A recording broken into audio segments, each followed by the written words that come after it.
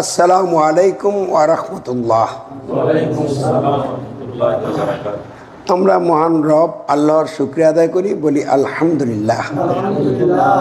রাসূল করিমের উপর দুরূদ পাঠ করি সাল্লাল্লাহু আলাইহি ওয়াসাল্লাম। আমরা মাগরিবের সালাতের পর এখানে বসার সুযোগ পাইলাম। আল্লাহ আমাদেরকে বসার তৌফিক দিলেন, সুযোগ করে দিলেন, এই জন্য শুকরিয়া আদায় করি। আবারও বলি আলহামদুলিল্লাহ। আমরা যেন মনোযোগ দিয়ে কথা শুনতে পারি এবং বোঝার দিক থেকে যেন যথাযথ মানে বুঝতে পারি, আর সত্যটাকে যেন গ্রহণ করতে পারি, আর মিথ্যা থেকে যেন নিজেদেরকে মুক্ত করতে পারি, সেই লক্ষ্যে আল্লাহ তাআলা আমাদেরকে কবুল করুক, বলেন আমিন। এই ভূমিকা দিয়ে বলছি, অল্প সময়ের মধ্যে আমাদেরকে গুরুত্বপূর্ণ কিছু কথা বলতে হবে, যেগুলি এত প্রয়োজন, যে বিষয়গুলি না জানার কারণে, না বোঝার কারণে পুরা বিশ্বের মুসলিম অমুসলিম সকলেই মহাবিভ্রান্তির মধ্যে ডুবে আছে। ইসলাম সম্পর্কে মানুষ যা মনে করে, এই মনে করাটা আল্লাহর সর্বশেষ আসমানি কিতাব, মানব জাতির জন্য কল্যাণকর পরিপূর্ণ একমাত্র সংবিধান আল কোরআনের সাথে মিলে না। যেমন প্রথমেই আমরা এটাতে শুরু করি যে যদি মানুষকে জিজ্ঞাসা করা হয় ইসলামটা আল্লাহ কাদের জন্য পাঠিয়েছেন, তখন হিন্দু বৌদ্ধ খ্রিস্টান যারা আছে তারা বলবে এটা ইসলাম আমাদের ধর্ম না, ইসলাম হলো মুসলিম পরিচয় যারা দেয় তাদের ধর্ম। রাষ্ট্রীয়ভাবে মানে আমাদের ধর্ম বলা হয়েছে কি ইসলাম। তাহলে ইসলামকে ধর্ম বানানো হয়েছে, আর এটা একটা গোষ্ঠীর মধ্যে সীমাবদ্ধ করা হয়েছে। আল্লাহ কি ইসলাম মুসলমানদের জন্য পাঠাইছেন না গোটা মানব জাতির জন্য পাঠাইছেন? পবিত্র রমজান মাসে কোরআন নাজিল আল্লাহ রাব্বুল আলামিন শুরু করেছেন, এবং কোরআন পুরোটা নাজিল হইতে মোট সময় লেগেছে 23 বছর। তো কোরআন নাজিল যে শুরু করলেন রমজান মাসে, এই কোরআন নাজিলের উদ্দেশ্য কি, এ ব্যাপারে আল্লাহ কি বলছেন? বিসমিল্লাহির রহমানির রহিম, শাহরু রমাদানুল্লাযী উনজিলা ফীহিল কুরআনু হুদাল লিন্নাস। রমজান মাস সেই মাস যে মাসে আল কোরআন নাজিল করা হয়েছে মানব জাতির হেদায়েতের জন্য। কোরআন মুসলমানের জন্য নাজিল করেছে না গোটা মানব জাতির জন্য? তাহলে আল কোরআন বলছে ইন্নাদ দীনা ইনদাল্লাহিল ইসলাম, নিশ্চয়ই আল্লাহর নিকট গ্রহণযোগ্য একমাত্র ব্যবস্থা হচ্ছে ইসলাম। ইসলাম কি আল্লাহ রাব্বুল আলামিন শুধু মুসলিম পরিচয় যারা দেয় তাদের জন্য পাঠাইছেন না গোটা মানব জাতির জন্য পাঠিয়েছেন? তাহলে ইসলাম যদি আমরা বলি শুধু একটা গোষ্ঠীর, একটা সম্প্রদায়ের, একটা গ্রুপের জন্য আল্লাহ পাঠাইছেন, তাহলে এটা বিভ্রান্তি কিনা বলেন? তাহলে এটা একটা বিভ্রান্তি সারা বিশ্বব্যাপী চলছে। মুসলিমকেও যদি জিজ্ঞাসা করেন, হ্যাঁ বলবে ইসলাম আমরার ধর্ম। যদি জিজ্ঞাসা করেন হিন্দুদের ধর্ম কি, তাহলে তারা কিন্তু এটা বলবে না যে হিন্দুদের ধর্ম ইসলাম। মুসলিম পরিচয় দানকারীরা কি এটা বলবে? বলে তাদের জন্য আরেকটা ধর্ম। আল্লাহকে তাদের জন্য আরেকটা ধর্ম পাঠিয়েছেন না ইসলামই পাঠিয়েছেন?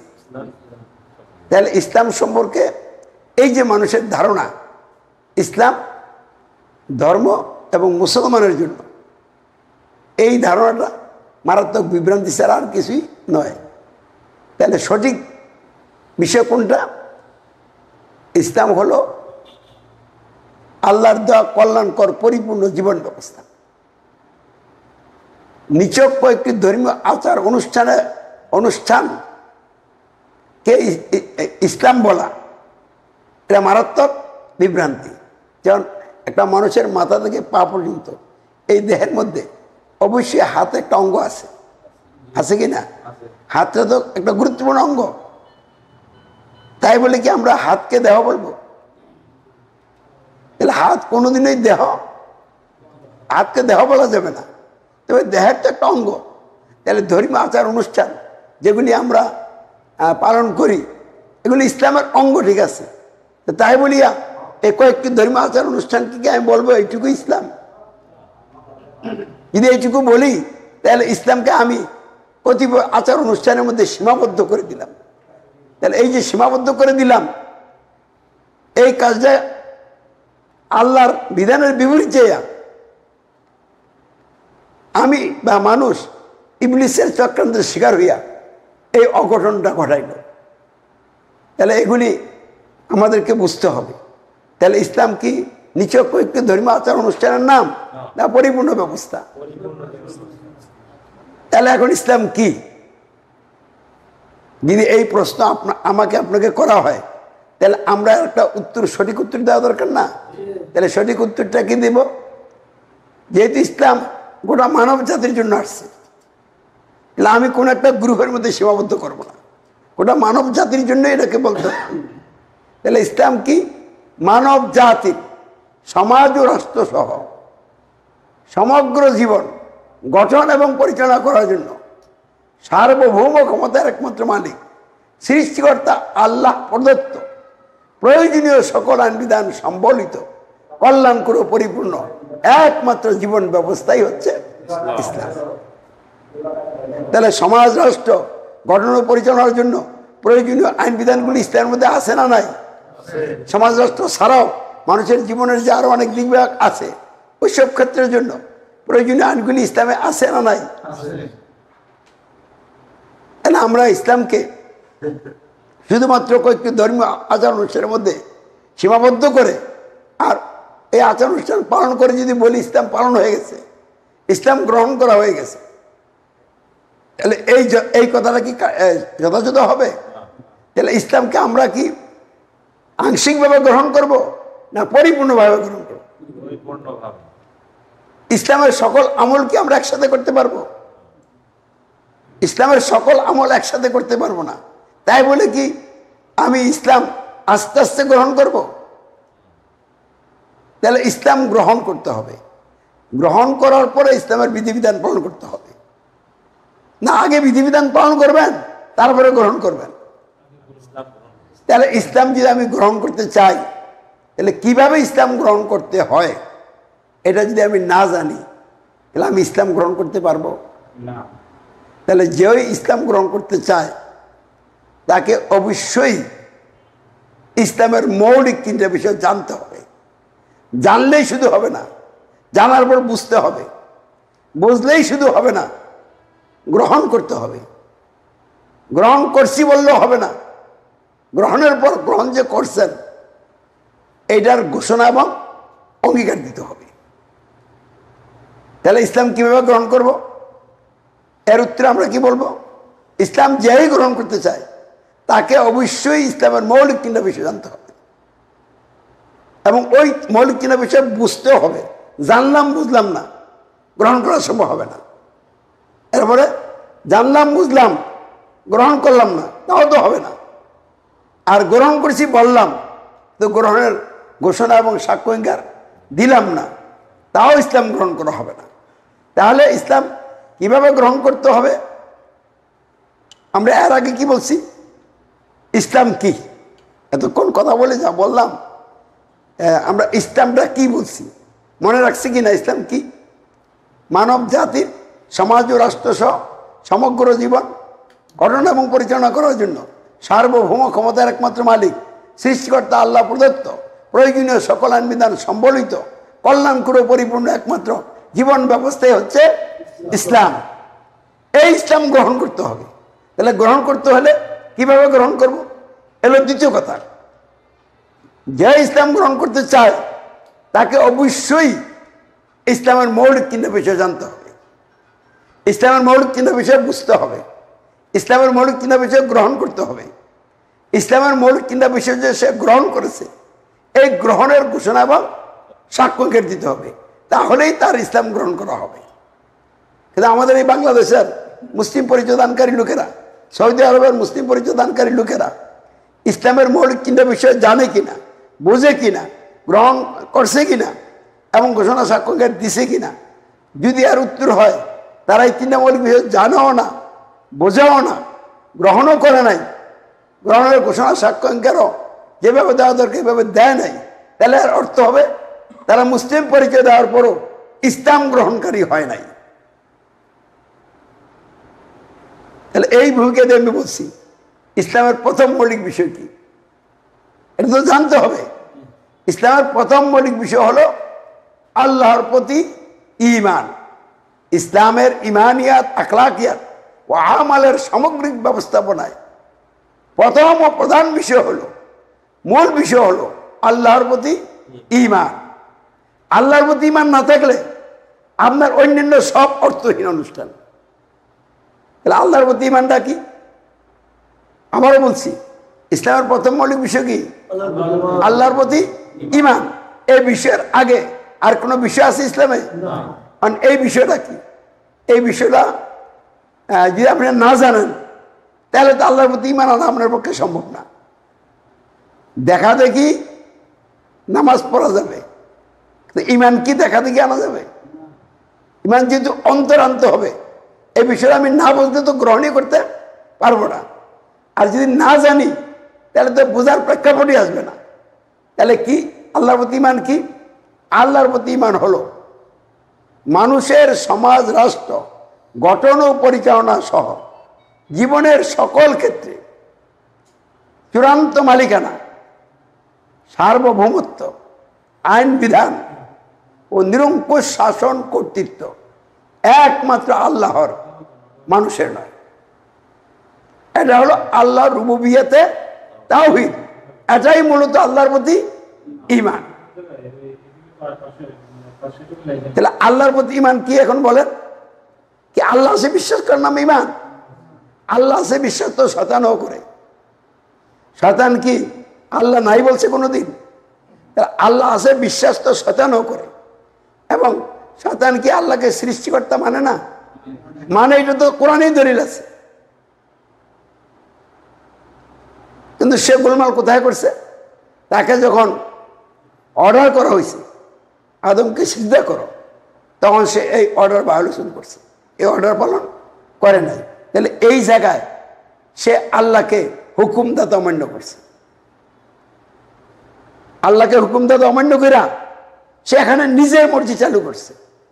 এই কারণেই যে সে কাফের হয়ে গেছে। তাহলে এতে কি বোঝা গেল? আল্লাহ সে বিশ্বাস করলে এবং আল্লাহকে সৃষ্টিকর্তা মানলে, আল্লাহ ক্ষমতা না দিলে কিছুই করা যাবে না, এত কিছু বিশ্বাসের পরেও একটা জায়গায় যখন আল্লাহর হুকুমকে লঙ্ঘন করা হলো, তখন সে কাফের হয়ে গেল। তাহলে এই জন্য আল্লাহর প্রতি ঈমান কি আমরা বলবো আল্লাহ আছে বিশ্বাস করলে ঈমান হয়ে যাবে? তাহলে কি বলতে হবে? মানুষের সমাজ, রাষ্ট্র গঠন ও পরিচালনা সহ জীবনের সকল ক্ষেত্রে চূড়ান্ত মালিকানা, সার্বভৌমত্ব, আইন বিধান ও নিরঙ্কুশ শাসন কর্তৃত্ব একমাত্র আল্লাহর, কোনো মানুষের নয়। এটা হলো আল্লাহর প্রতি ঈমান। এই বিষয়টা যদি আপনি বুঝেন তাহলে আর অর্থ কি? আপনি যদি এটা শোনার পরে আপনি একটু চিন্তা করেন, গবেষণা করেন, ওরা যদি দেখেন কথা তো ঠিক, কারণ মালিকানা তো আল্লাহরই হবে এবং আইন বিধানও তার হবে, শাসন কর্তৃত্ব তার হবে। তিনি শুধু সৃষ্টিকর্তাই না, সৃষ্টিকর্তা তো অবশ্যই, কিন্তু সৃষ্টির পর সমগ্র সৃষ্টি জগতের জন্য তিনি মালিক হিসাবে আইন বিধানও দিয়ে দিচ্ছেন। তাহলে আপনি তাকে একদিকে সৃষ্টিকর্তা মানলেন, পাশাপাশি মালিক, আইন বিধান শাসন করতেও মানলেন। যখনই তাকে মালিক এবং শাসনকর্তা মানলেন, তখন আপনার নিজস্ব আর কোনো মত চলবে কিনা বলেন? আপনি যখন আল্লাহকে মালিক মেনে নিলেন, এখন কি আপনি আপনার নিজের মতে চলবেন, না যাকে মালিক মানছেন তার কথা মতো চলবেন? তাহলে বোঝা গেল আল্লাহকে সৃষ্টিকর্তা মানা এটা মূলত ঈমানের বিষয় না, এটা সকলেই মানে। তাহলে ঈমানের বিষয় কোনটা? আল্লাহ মানুষকে একটা ক্ষেত্রে স্বাধীনতা দিছে। মানুষের জীবনের দুইটা পার্ট আছে, দিক আছে। একটা দিকে মানুষ ইচ্ছা করলো তার ইচ্ছাটা কার্যকরী করতে পারে না। যেমন আমরা চোখ দিয়ে দেখি, কান দিয়ে শুনি। ইচ্ছা করলে কি কান দিয়ে দেখতে পারবো? চোখ দিয়ে শুনতে পারবো? ইচ্ছা করলে কি রাতকে দিন বানাইতে পারবো? দিনকে রাত বানাইতে পারবো? তাহলে এই জায়গায় কি মানুষের ইচ্ছা চলে? তাহলে এখানে কার ইচ্ছা চলে? তাহলে এই জায়গায় মানুষ কার ইচ্ছা মেনে নিছে? তাহলে এখানে তো আর কেউ বাড়াবাড়ি করে না। তাহলে সমস্যাটা কোথায়? এই জানমাল ব্যবহার করার ক্ষেত্রে মানুষকে আল্লাহ স্বাধীনতা দিছে। এই চোখ ব্যবহার করার ক্ষেত্রে আপনাকে স্বাধীন ইচ্ছা শক্তি দিছে। এই কান ব্যবহার করার ক্ষেত্রে আপনার একটা স্বাধীন ইচ্ছা আছে। আপনি কোরআনের কথা যেই কান দিয়ে শুনবেন, অশ্লীল গান বাজনাও শুনবেন কোন কান দেয়া? এই কানকে একটা ভালো কাজে ব্যবহার করতে পারেন, মন্দ কাজে ব্যবহার করতে পারেন। তাহলে মানুষের ব্যবহারিক জীবন আছে না নাই? তাহলে মানুষের যে সমাজ রাষ্ট্র, এটা কি আল্লাহ তার আইনের কাছে মানুষকে জোর করে বন্দী করে রাখছে, না মানুষকে স্বাধীনতা দিয়ে পরীক্ষা ফেলে দিছে? তাহলে এই সুযোগে মানুষ বিভিন্ন সময়ে সমাজ এবং রাষ্ট্রকরণ পরিচালনার জায়গায় আল্লাহকে মালিক বাদ দিয়া মানুষকে মালিক গ্রহণ করছে, আল্লাহকে আইনদাতা বাদ দিয়া মানুষকে আইনদাতা গ্রহণ করছে, আল্লাহকে শাসনকর্তা বাদ দিয়া মানুষকে শাসনকর্তা গ্রহণ করছে। এই মানুষগুলি আবার আল্লাহকে সৃষ্টিকর্তা মানছে। তাহলে এখন কি আমরা বলবো তাদের ইমান আছে? তাহলে এখন ইমান নাই যদি বলি, কেন নাই ইমান নাই? কোন কারণে? সৃষ্টিকর্তা তো তারা মানে। তাহলে ইমান নাইয়ের কথাটা আসবে এই জায়গায় যে তারা তাদের জানমাল ব্যবহার করার জায়গায় আল্লাহকে মালিক গ্রহণ করে নাই, আল্লাহকে আইনদাতা বিধানদাতা শাসনকর্তা গ্রহণ করে নাই। এই কারণে তাদের আল্লাহর প্রতি কি নাই? ইমান নাই। এখন আমাদের জীবনের যদি 100টা দিক থাকে, এর মধ্যে 99টা জায়গায় যদি আপনি আল্লাহকে মালিক মানেন, আইনদাতা বিধানদাতা শাসনকর্তা মানেন, আর একটা জায়গায় যদি বলেন এই জায়গায় আল্লাহ মালিক না, আমি নিজে মালিক, তাহলে এখন আপনি কি ইমানদার হবেন? কেন হবেন না? 99 জায়গায় তো মানছেন, 99 জায়গায় আল্লাহকে রব মানছেন। মালিক মানা মানে কি? রব মানা। আইন বিধানদাতা শাসনকর্তা মানছেন, রব মানছেন। এক জায়গায় আল্লাহকে মালিক বাদ দিয়ে নিজে কি হয়ে গেছেন? মালিক হয়ে গেছেন, মানে ইবলিস হয়ে গেছেন। ইবলিস তো সব জায়গায় মানছে, একটা জায়গায় না অমান্য করছে। তাহলে বোঝা গেল জীবনের একটি কোনাও যদি আপনি আল্লাহর পরিবর্তে কোনো মানুষকে মালিক মানেন অথবা নিজেই মালিকানা দাবি করেন, তাহলে আপনার ইমানদার হতে পারবেন না। এই জন্য মালিকানা, আইন বিধান ও শাসন কর্তৃত্ব সমাজ রাষ্ট্র সহ জীবনের সকল ক্ষেত্রে একমাত্র আল্লাহর, মানুষের নয়, এটা বিশ্বাস করতে হবে এবং এইটা মেনে নিতে হবে। তাহলে আল্লাহর প্রতি কি আনা হবে? ইমান আনা হবে। তাহলে এবার বলেন আল্লাহর প্রতি ইমান কি? আমার সাথে বলেন। মানুষের সমাজ রাষ্ট্র গঠন ও পরিচালনা সহ জীবনের সকল ক্ষেত্রে চূড়ান্ত মালিকানা, সার্বভৌমত্ব, আইন বিধান ও নিরঙ্কুশ শাসন কর্তৃত্ব একমাত্র আল্লাহর, মানুষের নয়। এইটা হলো আল্লাহর প্রতি ইমান।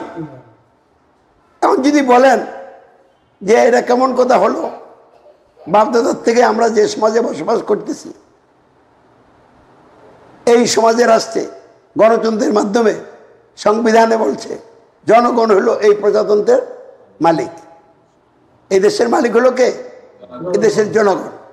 আর জনগণ মালিক হওয়ার কারণে জনগণ ভোটাধিকার প্রয়োগের মাধ্যমে জনপ্রতিনিধি বানায়।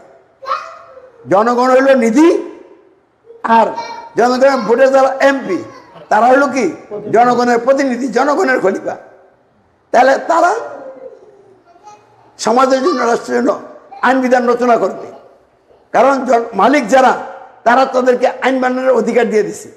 তাহলে এখন আইনদাতা হয়ে গেল কারা? এমপিরা। এরপর এই আইন দেওয়া মন্ত্রীরা কি করবে? শাসন করবে। তাহলে যে শাসন করবে সে হলো কি? শাসনকর্তা। তাহলে গণতন্ত্রের মাধ্যমে সমাজ এবং রাষ্ট্রের মালিকানা কি আল্লাহর হইল না জনগণের? কি কথাটা বুঝতে পারছেন না? বাংলাদেশের সংবিধানে সমাজ এবং রাষ্ট্রের জায়গায় মালিকানা আল্লাহর জন্য নির্দিষ্ট করছে কিনা? এখন এই জায়গাটা কি ইয়ে রাখছে? গ্যাপ রাখছে? খালি রাখছে? তাহলে খালি না কেমন এই জায়গাটা পূরণ করছে কিভাবে? জনগণ হলো এই সমাজের, রাষ্ট্রের মালিক, আর জনগণ সকল ক্ষমতার উচ্চ, সর্বোচ্চ ক্ষমতা হলো কার? জনগণের। তাহলে সমাজ এবং রাষ্ট্র গঠন পরিচালনার জায়গায় আল্লাহকে মালিক হিসেবে গ্রহণ করা হয় নাই, তাকে আইনদাতা হিসেবে গ্রহণ করা হয় নাই, তাকে শাসনকর্তা গ্রহণ করা হয় নাই। উল্টা মানুষকে মালিক গ্রহণ করা হয়েছে, মানুষকে আইনদাতা গ্রহণ করা হয়েছে, শাসনকর্তা গ্রহণ করা হয়েছে। তাহলে সমাজ এবং রাষ্ট্র গঠন পরিচালনার জায়গায় আল্লাহকে মালিক, আইনদাতা, বিধানদাতা, শাসনকর্তা গ্রহণ না করার কারণে, মেনে না নেওয়ার কারণে আল্লাহকে রব অমান্য করা হয়েছে। আর মানুষকে গ্রহণ করার কারণে মানুষকে রব গ্রহণ করা হয়েছে। তাহলে জাতির মানুষ আল্লাহকে একমাত্র রব মানছে। মুসলিম পরিচয় দানকারী লোকেরা নামাজ হচ্ছে কথা আমল করার পরেও সমাজ এবং রাষ্ট্রগণ পরিচালনার জায়গায় গণতন্ত্র গ্রহণ করার কারণে, মেনে নেওয়ার কারণে আল্লাহর পরিবর্তে মানুষকে রব মানছে। তাহলে যদি ধরেও নেই মসজিদে নামাজ যায় আল্লাহকে রব মানছে, তাহলে তাদের রব এখন কজন হয়ে গেছে? একদিকে আল্লাহ রব, আরেকদিকে রবকে মানুষ। তাহলে দুই রব হইলে ইমান হবে কিনা? তাহলে সব রব বাদ দিয়ে আল্লাহকে একমাত্র রব মানতে হবে। এখন যদি আপনি বলেন তাহলে কি এত সব আলেম ভুল করছে নাকি? অনেক জাদ্রেল আলেম আছে, ইন্টারন্যাশনাল বক্তা আছে, তাফসীর করতে পারে, ওরা তো এই কথা বলে না। হ্যাঁ, তাইলে আপনি বোঝা গেল এই কথাটা আপনি কি করেন নাই, বুঝতে পারেন নাই। আমি বলছিলাম এক নম্বরে জানতে হবে। তো জানতে যে কি জানলেন? আগে জানতেন আল্লাহ সে বিশ্বাস করলে ইমান হয়ে যায়। এখন জানছেন আল্লাহ সে বিশ্বাস করলে ইমানদার হওয়া যাবে না। আল্লাহকে একমাত্র কি মানতে হবে? রব মানতে হবে। আর একমাত্র রব মানা মানে সমাজ, রাষ্ট্রগণ পরিচালনা সহ জীবনের যত দিক বিভাগ আছে সকল ক্ষেত্রের জন্য আল্লাহকে একমাত্র সার্বভৌম মালিক, চূড়ান্ত মালিক, সার্বভৌমত্বের মালিক, আইন বিধানদাতা, নিরঙ্কুশ শাসনকর্তা মানতে হবে। জীবনের একটা কোণা তো আল্লাহ ছাড়া আর কাউকে সার্বভৌমত্বের মালিক, আইন বিধানদাতা, শাসনকর্তা মানা যাবে না। যদি মানা হয় তাহলে আল্লাহর প্রতি কি আনা হবে না? ইমান আনা হবে না। কারণ এই কথাটা ঠিক না বে ঠিক যদি আপনি সন্দেহ পোষণ করেন, বড় বড় হুজুরদের দোহাই দেন, মসজিদের ইমাম শব্দের কথা উল্লেখ করেন, মাদ্রাসার যারা মুহতামিম, প্রিন্সিপাল, যারা শিক্ষক, তাদের কথা যদি নিয়ে আসেন তাহলে বোঝা গেল আপনি কথাটা জানার পরও কথাটা কি করতে পারেন নাই, মানে বুঝতে পারেন নাই। তাহলে বুঝলো হয়েছে আপনি এটা জানার পরে আপনি নিঃসন্দেহ হয়ে যাবেন এইটাই সত্য সঠিক কথা, এর বিপরীত কোনো কথা হইতে পারে না। সারা দুনিয়ার সকল মানুষও যদি এটার বিপরীত কোনো কথাকে স্টাবলিশ করে ফেলে তারপর ওই কথা গ্রহণযোগ্য হবে না। এইভাবে যখন আপনি বুঝলেন এখন গ্রহণ করার পালা।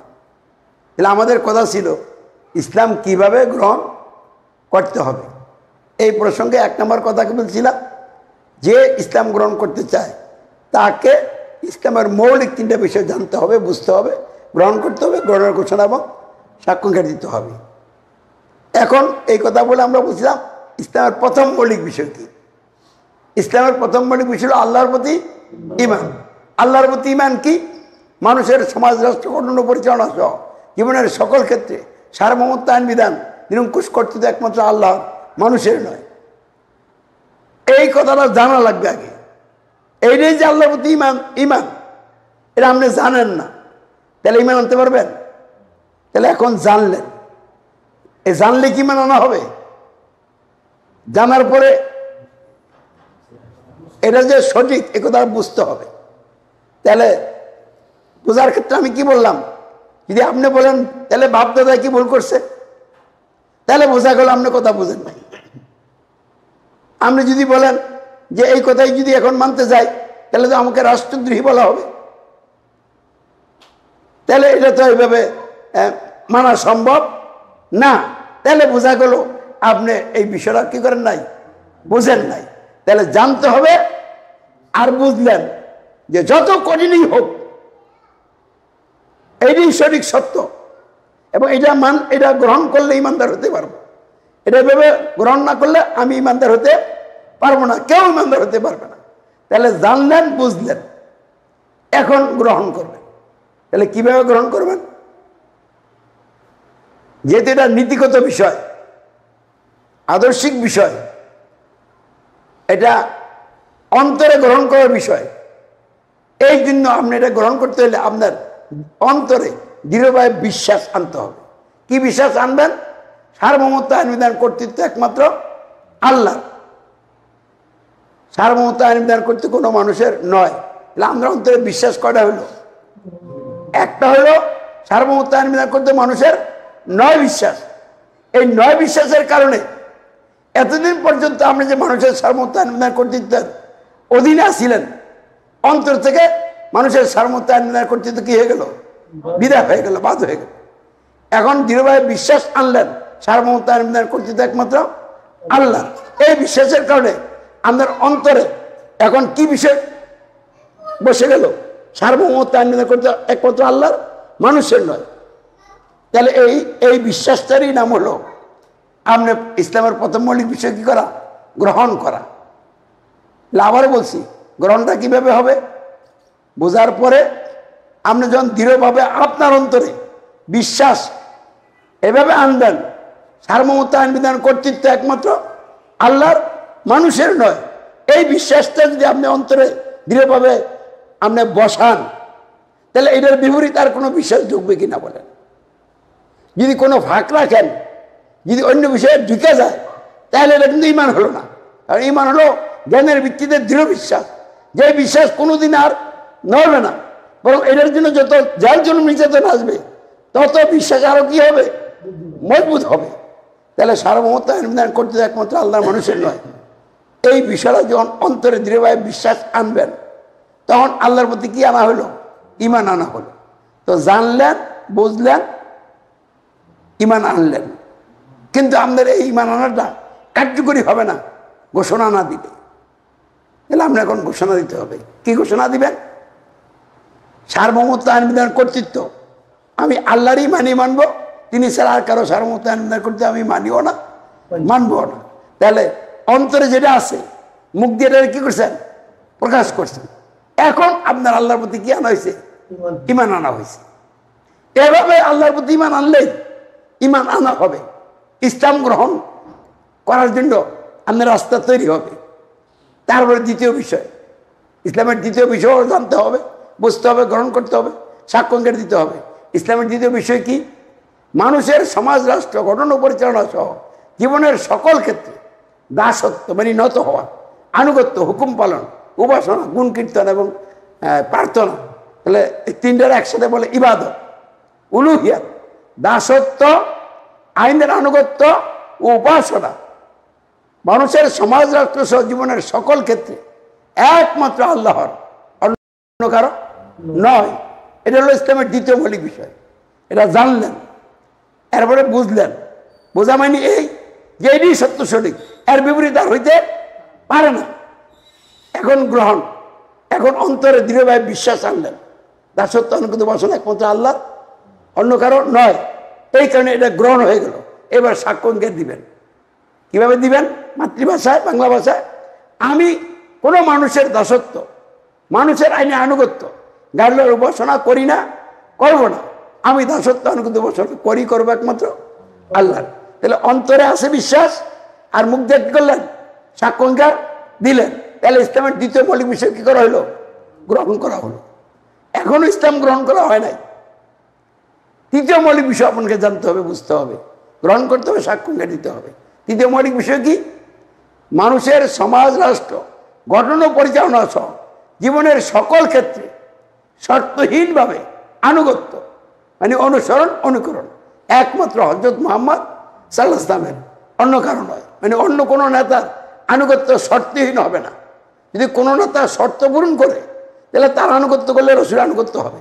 যেমন আবু বকর রাদিয়াল্লাহু তাআলা আনহু শর্ত পূরণকারী নেতা, কোরআন সুন্নাহর অধীনে নিজেকে বন্দী করে কোরআন সুন্নাহর ভিত্তিতে নিজে চলছে, লোকদেরকে পরিচালনা করছে।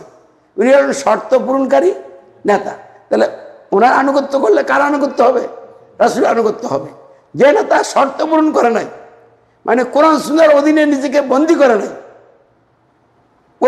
কোরআন সুন্নাহর অধীনে থেকে নিজেও চলছে না, লোকদেরকে পরিচালনা করছে না, উল্টা মানবরচিত ব্যবস্থা দিয়ে নেতা হইয়া নেতৃত্ব দিচ্ছে।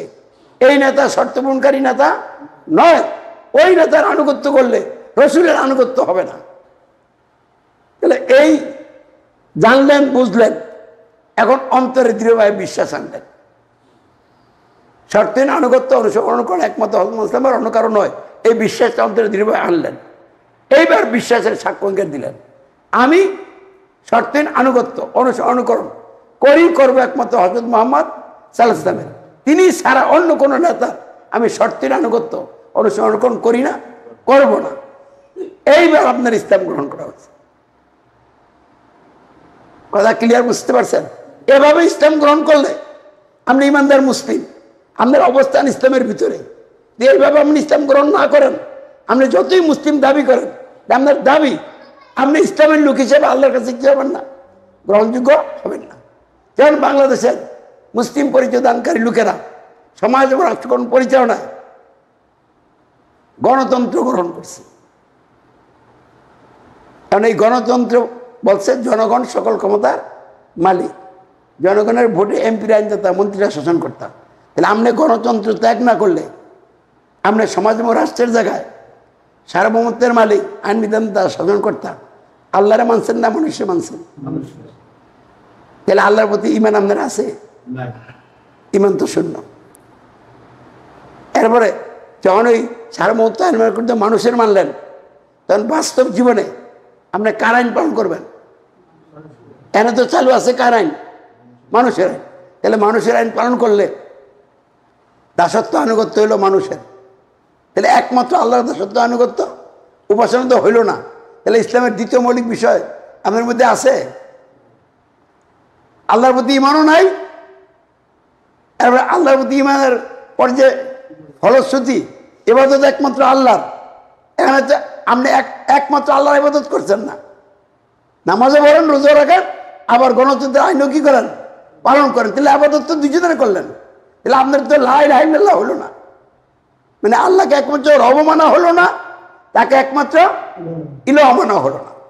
এরপরে রাষ্ট্র পরিচালনার জায়গায় যারা নেতা হয়ে নেতৃত্ব দিচ্ছে, বাস্তব জীবনে তো আপনি তাদের অনুসরণ করছেন। তাহলে যতটুকু তাদের অনুসরণ করছেন, অতটুকু জায়গায় কি রসুলের অনুকরণ হইল না বাদ গেল? তাহলে ইসলামের তৃতীয় মৌলিক বিষয় কি? রসুলের কিছু কিছু অনুসরণ না অল ক্ষেত্রে রসুলের অনুসরণ করুন। তাহলে আমাদের তো সর্বক্ষেত্রে রসুলের অনুসরণ করুন হলো না। তাহলে ইসলামের তৃতীয় মৌলিক বিষয় কি আপনার মধ্যে আছে? তাহলে আপনি কি এখন ইসলামের লোক না জাহিলাতের লোক? আপনি পরিপূর্ণ জাহিলাতের মধ্যে আছেন। তাহলে বাংলাদেশের মুসলিম পরিচয় দানকারী লোকদের ইসলাম গ্রহণ করা হয় নাই, তারা ইসলামের ভিতরে নাই, তারা আছে ইসলামের বাহিরে। সৌদি আরবের লোকেরা রাজতন্ত্র মেনে নেওয়ার কারণে তাদের অবস্থান ইসলামে নাই, ইসলামের বাহিরে। পরিষ্কার বুঝতে পারছেন কিনা? কোনো প্রশ্ন থাকলে করেন। বুঝতে পারছেন কিনা? প্রথম কথা হলো এই, প্রশ্ন থাকলে প্রশ্ন করতে। যে ইসলাম আমাদের দেশে জামাত ইসলামে আছে, সর্বময় ইসলাম আছে, খেলাফত মুসলিম সবাই ইসলাম। ওই ইসলাম আর ইসলামী সমাজ যে ইসলাম যেটা প্রচার করে, এর মধ্যে কি পার্থক্য আছে? এটা বুঝতে না পারলে প্রশ্ন করতে হবে। সবাই ইসলামের কথা হচ্ছে গণতন্ত্র ছাড়া বাংলাদেশে ইসলাম আইন প্রতিষ্ঠিত করবো কিভাবে? আচ্ছা বলছি, এই প্রশ্নের উত্তরটা দেওয়ার আগে বলছি, যাতে এই উত্তরটা আমি দিলে আপনারা যাতে সহজে বুঝে ফেলেন, এই জন্য কিছু কথা বলতেছি। আজ থেকে 1400 বছর আগে 610 খ্রিস্টাব্দে যখন হযরত মুহাম্মদ ইসলামকে আল্লাহ নবুয়ত এবং রিসালাত দান করলেন, তখন মক্কার অবস্থাটা কি ছিল? মানুষ সমাজবদ্ধ জীব, মানুষ তাদের প্রয়োজন এবং কল্যাণে, প্রয়োজন পূরণের চিন্তায়, কল্যাণের চিন্তায় সমাজ গঠন করে, রাষ্ট্র গঠন করে, সমাজ রাষ্ট্র পরিচালনা করে। তো মক্কায় একটা সমাজ ছিল, তো মক্কা একটা রাষ্ট্র ছিল। তো কারণ রসুল যে সমাজটার জন্মগ্রহণ করছেন, এই সমাজটার মধ্যে একটা নিয়মকানুন চলতেছিল কিনা? তাহলে সমাজ এবং রাষ্ট্রের জন্য প্রয়োজনীয় যে নিয়মকানুনগুলো, ওইগুলিকে বলে এক কথায় সংবিধান। তাহলে কোনো সমাজ রাষ্ট্র কি সংবিধান ছাড়া হবে? তাহলে মক্কাতে একটা সংবিধান ছিল, এই সংবিধানটা লিখিত হইতে পারে, অলিখিত হইতে পারে। লিখিত হইলেও সংবিধান, অলিখিত হইলেও কি সংবিধান। কারণ বইটার নাম সংবিধান না, নিয়ম কানুনগুলির নাম হলো কি সংবিধান। তো সমাজ এবং রাষ্ট্রের নিয়ম কানুন যদি কোনো বইয়ে লেখা হয়, ওই নিয়ম কানুনগুলি লেখা হওয়ার কারণে এটার নাম হবে কি সংবিধান। আর যদি ইতিহাস লেখা হয় তাহলে এটার নাম করলাম সংবিধান হবে না, ইতিহাসের বই হবে। তাহলে যে কথাটা আমি বলতে চাচ্ছি ভাইয়ের প্রশ্নের প্রেক্ষিতে, যে মক্কাতে একটা সংবিধান প্রতিষ্ঠিত ছিল, সেই সংবিধানটার নাম, হ্যাঁ, এবং যে সংবিধানটা প্রতিষ্ঠিত ছিল সংবিধানটার নাম, নামটা পরে ওই যে সংবিধানটা, এটা হলো কি মানুষের মন করা সংবিধান। না, মক্কাতে যে সংবিধানটা তৈরি হলো, এই সংবিধানটার নাম কি? এখন আমরা এই নামটা নিয়ে চিন্তা পরে করেন, আগে আগে জানি, আগে কথাটা বুঝেন। সংবিধানটা তো আগে দরকার। হ্যাঁ, না বুঝলাম তো। আমরা যে সংবিধান দিয়ে এই মক্কাটা চলতো বা ওইখানে আইন ব্যবস্থা হতো, সেই সংবিধানটা আমরা মনে করি এটার এক কথা বলে, এটা আল্লাহর বিধানের বিরোধী সংবিধান, আল্লাহর বিধানের বিরোধী সংবিধান, জাহিলি সংবিধান। কি আল্লাহ রাসূল করেছে? না, আমি বলছি যে মক্কায় রাসূল যে জন্মগ্রহণ করলেন, গণতন্ত্র ছাড়া গোটা পৃথিবীতে এখন বেশি অংশ গণতন্ত্র এবং রাষ্ট্র। না, আপনি প্রশ্ন করার পরে ওইদিকে যায় না, আমার কথা শুনেন, তারপরে আবার প্রশ্ন করেন। প্রথম কথা হইল, আমি এক কথা বললে এটার সুরা হবে না, এই জন্য বলছি মক্কাতে একটা কি ছিল, সংবিধান প্রতিষ্ঠিত ছিল। আচ্ছা, এটা জাহিলি সংবিধান। এটা কি রাসূল আসার আগে এই সংবিধানটা ছিল? আগে। এবার রাসূল আসার পরে কোন সংবিধানটা? আচ্ছা রাখেন, এটা শুনেন না, একটু ধৈর্যের সাথে শুনতে হবে। তো মক্কাতে একটা সংবিধান প্রতিষ্ঠিত ছিল। হযরত মুহাম্মদ সাল্লাল্লাহু আলাইহি ওয়াসাল্লাম যখন নবুয়ত রিসালাত পাইলেন, তখন তিনি ওই সংবিধান অমান্য করলেন। তার কাছে আল্লাহর তরফ থেকে একটা সংবিধান আসলো। এখন তিনি লোকদেরকে দাওয়াত দিলেন, তোমরা এতদিন পর্যন্ত যেটা সংবিধান মান্য আনছো, এটা আদৌ সংবিধান নয়, ওটা অমান্য করো। আর আমার কাছে মহান রব সংবিধান পাঠাইছে, এই সংবিধানটা তোমরা গ্রহণ করো। তাহলে এক নম্বর, হযরত মুহাম্মদ সাল্লাল্লাহু আলাইহি ওয়াসাল্লাম মানুষদেরকে প্রতিষ্ঠিত সংবিধান থেকে বের কইরা আরেকটা নতুন সংবিধান, যেটা ওই সমাজে নাই, আল্লাহর তরফ থেকে আসছে, ওই সংবিধানের অধীনে নিয়ে আসছে দাওয়াতের মাধ্যমে। তো সেই সংবিধানটা কিন্তু আল কোরআন মেনে নেবো নাকি? আপনি মনে করেন কি, একটু ধৈর্য রাখেন, শোনেন মনোযোগ দিয়ে। না শুনলে মনে করেন কি ধাক্কা লাগবে, ঠিক আছে, ধাক্কা লাগলে একটু শুনতে হবে। মানুষ যে সমাজবদ্ধ হয়, সমাজ গ্রহণ করে, রাষ্ট্র গ্রহণ করে, সমাজ এবং রাষ্ট্র গঠন করতে হইলে, পরিচালনা করতে হইলে, সমাজ এবং রাষ্ট্রের সবচেয়ে গুরুত্বপূর্ণ বিষয় হলো সংবিধান। সংবিধান ছাড়া কোনো সমাজ রাষ্ট্র গঠন হবে না, চলবে হবে না। তাহলে একই সমাজের লোকেরা ভিন্ন ভিন্ন সংবিধান গ্রহণ করলে হবে না। যারা সমাজ গ্রহণ করবে, সকলের সংবিধান কি ভিন্ন ভিন্ন গ্রহণ করবে না একই সংবিধান? তাহলে সকলের একটা সংবিধান হবে। এখন দুই নম্বরে, তাদের সকলকে তাদের গ্রহণ করা সংবিধানের যাবতীয় আইন পালন করার অঙ্গীকার করতে হবে, যে আমরা এই সংবিধানের সকল আইন পালন করি, এটা বলে সংবিধানের আনুগত্য স্বীকার। তাহলে সংবিধান মান্য নিছিল, সংবিধানের আনুগত্য স্বীকার করছিল। এরপরে ওই সংবিধানের মধ্যে আছে নেতা কে হবে, সংবিধান ছাড়া গেলাম নেতা হয় না। তাহলে সংবিধান যাকে নেতা বলবে, সকলে ওই নেতার অনুসরণ করতে হবে। এই জন্য তিন নম্বরে, সকলে তাদের গ্রহণ করা সংবিধান ভিত্তিক যে নেতা, এই নেতার অনুসরণ করিব, এই যে অঙ্গীকার, এর নাম হলো নেতার আনুগত্য স্বীকার।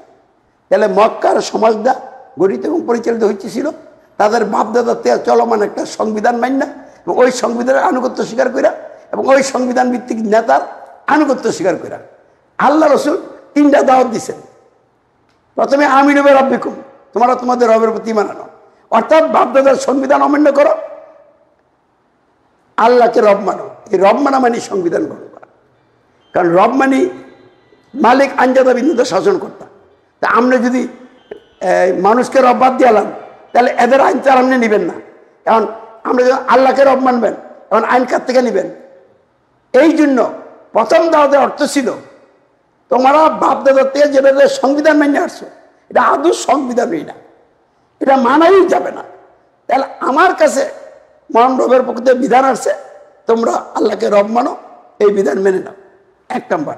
2 নম্বর দাওয়াত ছিল, তোমাদের যে সংবিধানে তোমরা আনুগত্য স্বীকার করছো, এখন আনুগত্য স্বীকার করো। মানে এতদিন বলছো ওই সংবিধান আইন বিধান পালন করিব, এখন বলো এই সংবিধান আইন বিধান পালন করিব না। এখন কোন সংবিধানের আইন বিধান পালন করবা? আর কোন আইন বিধান পালন করিব, মানে দাসত্ব আনুগত্য বলছো না, আল্লাহর করি করবো। 3 নম্বরে, ওই ভুয়া বাতিল সংবিধান দিয়ে যারা নেতা সরকার, এদের অনুকরণ করিব না, তাহলে এদের আনুগত্য স্বীকার। আর কোরআন বলছে হযরত মুহাম্মদ ইসলাম আল্লাহ রসুল সকলের জন্য, সকল বিষয়ের জন্য কিয়ামত পর্যন্ত আদর্শ নেতা, শর্তের আনুগত্য বড় দিকের নেতা, অর্থাৎ হযরত মুহাম্মদ ইসলামেরই অনুসরণ করিব। তাহলে এখন দেখেন, আবু জাহেলের দলের লোকদের সাথে মুহাম্মদ ইসলামের দলের লোকদের 3টা বিষয়ে পার্থক্য হয়ে গেল। 1 নম্বর, সংবিধান ভিন্ন হয়ে গেল। আর সংবিধান ভিন্ন হয়ে যাওয়ার কারণে সংবিধানের আইন বিধান পালনের যে অঙ্গীকার, এই অঙ্গীকারও ভিন্ন হয়ে গেল। তারপরে নেতার অনুসরণের যে অঙ্গীকার, এটাও কি হয়ে গেল? ভিন্ন হয়ে গেল। তাহলে যারা এতদিন প্রতিষ্ঠিত সংবিধানকে মান্য না, ওই সংবিধানের আনুগত্য স্বীকার করা, ওই সংবিধান ভিত্তিক নেতা আনুগত্য স্বীকার করছিল, এখন রসুলের দাওয়াত যে কবুল করছে, ওই সংবিধানকে অমান্য করছে, ওই সংবিধান আনুগত্য স্বীকার করছে, ওই সংবিধান ভিত্তিক নেতা আনুগত্য স্বীকার করছে, আল কোরআনকে সংবিধান মানছে, আল কোরআন আনুগত্য স্বীকার করছে, আল কোরআন মনোনীত নেতা মুহাম্মদ শর্তিন আনুগত্য স্বীকার করছে। তাহলে সমাজটা ভাগ হয়ে গেছে। এই 2 সমাজের লোকদের মধ্যে বহু জায়গায় মিলও আছে, এরপরও কি হয়ে গেছে? মানে ভাগ হয়ে গেছে। কারণ রসুলের সাথে সঙ্গী যারা হয়েছে, তাদেরও মধ্যে মদ খাওয়া লোক আছে।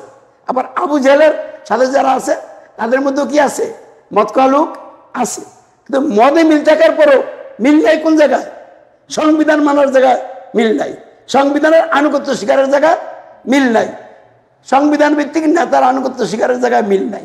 এখানে কি মানে কোনো সামান্যতম মিল আছে? এন্ট্রি হয়ে গেছে।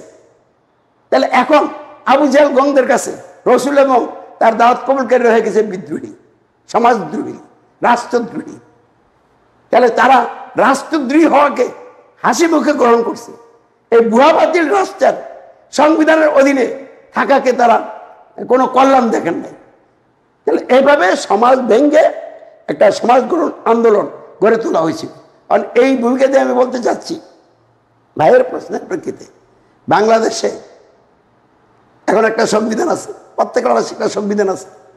তো অন্যান্য যত ইসলামী দল আছে, তাদের আকীদা হলো, যেহেতু এটা প্রতিষ্ঠিত হয়ে আছে, যেহেতু এটার ভিত্তিতে প্রশাসন আছে এবং অস্ত্রশস্ত্র আছে, এইটার বিরুদ্ধে বিদ্রোহ করলে আমি রাষ্ট্রদ্রোহিতার অভিযুক্ত হব, আমার ফাঁসি হবে, আমাকে নির্বাচনে পাঠানো হবে, যাবজ্জীবন কারাদণ্ড দেওয়া হবে। অর্থাৎ এই ব্যাপারে এখন কোনো কথা বলা যাবে না, আগে এটার ভিতরে থেকে দল গঠন করি।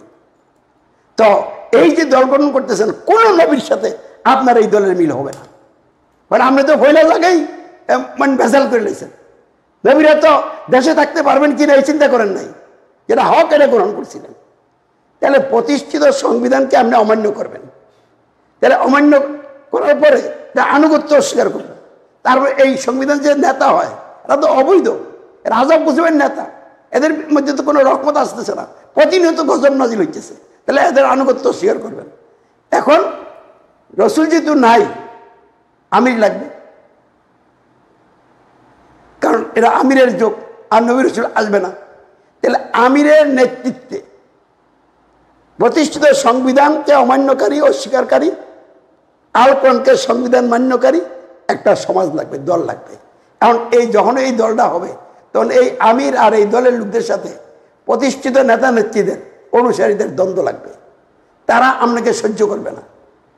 1 নম্বর, আপনি যে প্রতিনিয়ত বলবেন আমি প্রতিষ্ঠিত সংবিধান মানি না, এই সংবিধান আনুগত্য স্বীকার করি না, এই সংবিধান ভিত্তিক নেতার আনুগত্য স্বীকার করি না, তাদের কাছে এই কথাটা কি লাগবে না? ভালো লাগবে না, পছন্দ হবে না। তারা চাইবে না আপনি এই কথাটা বলেন, এই জন্য আমাদের উপরে বাধা আসবে।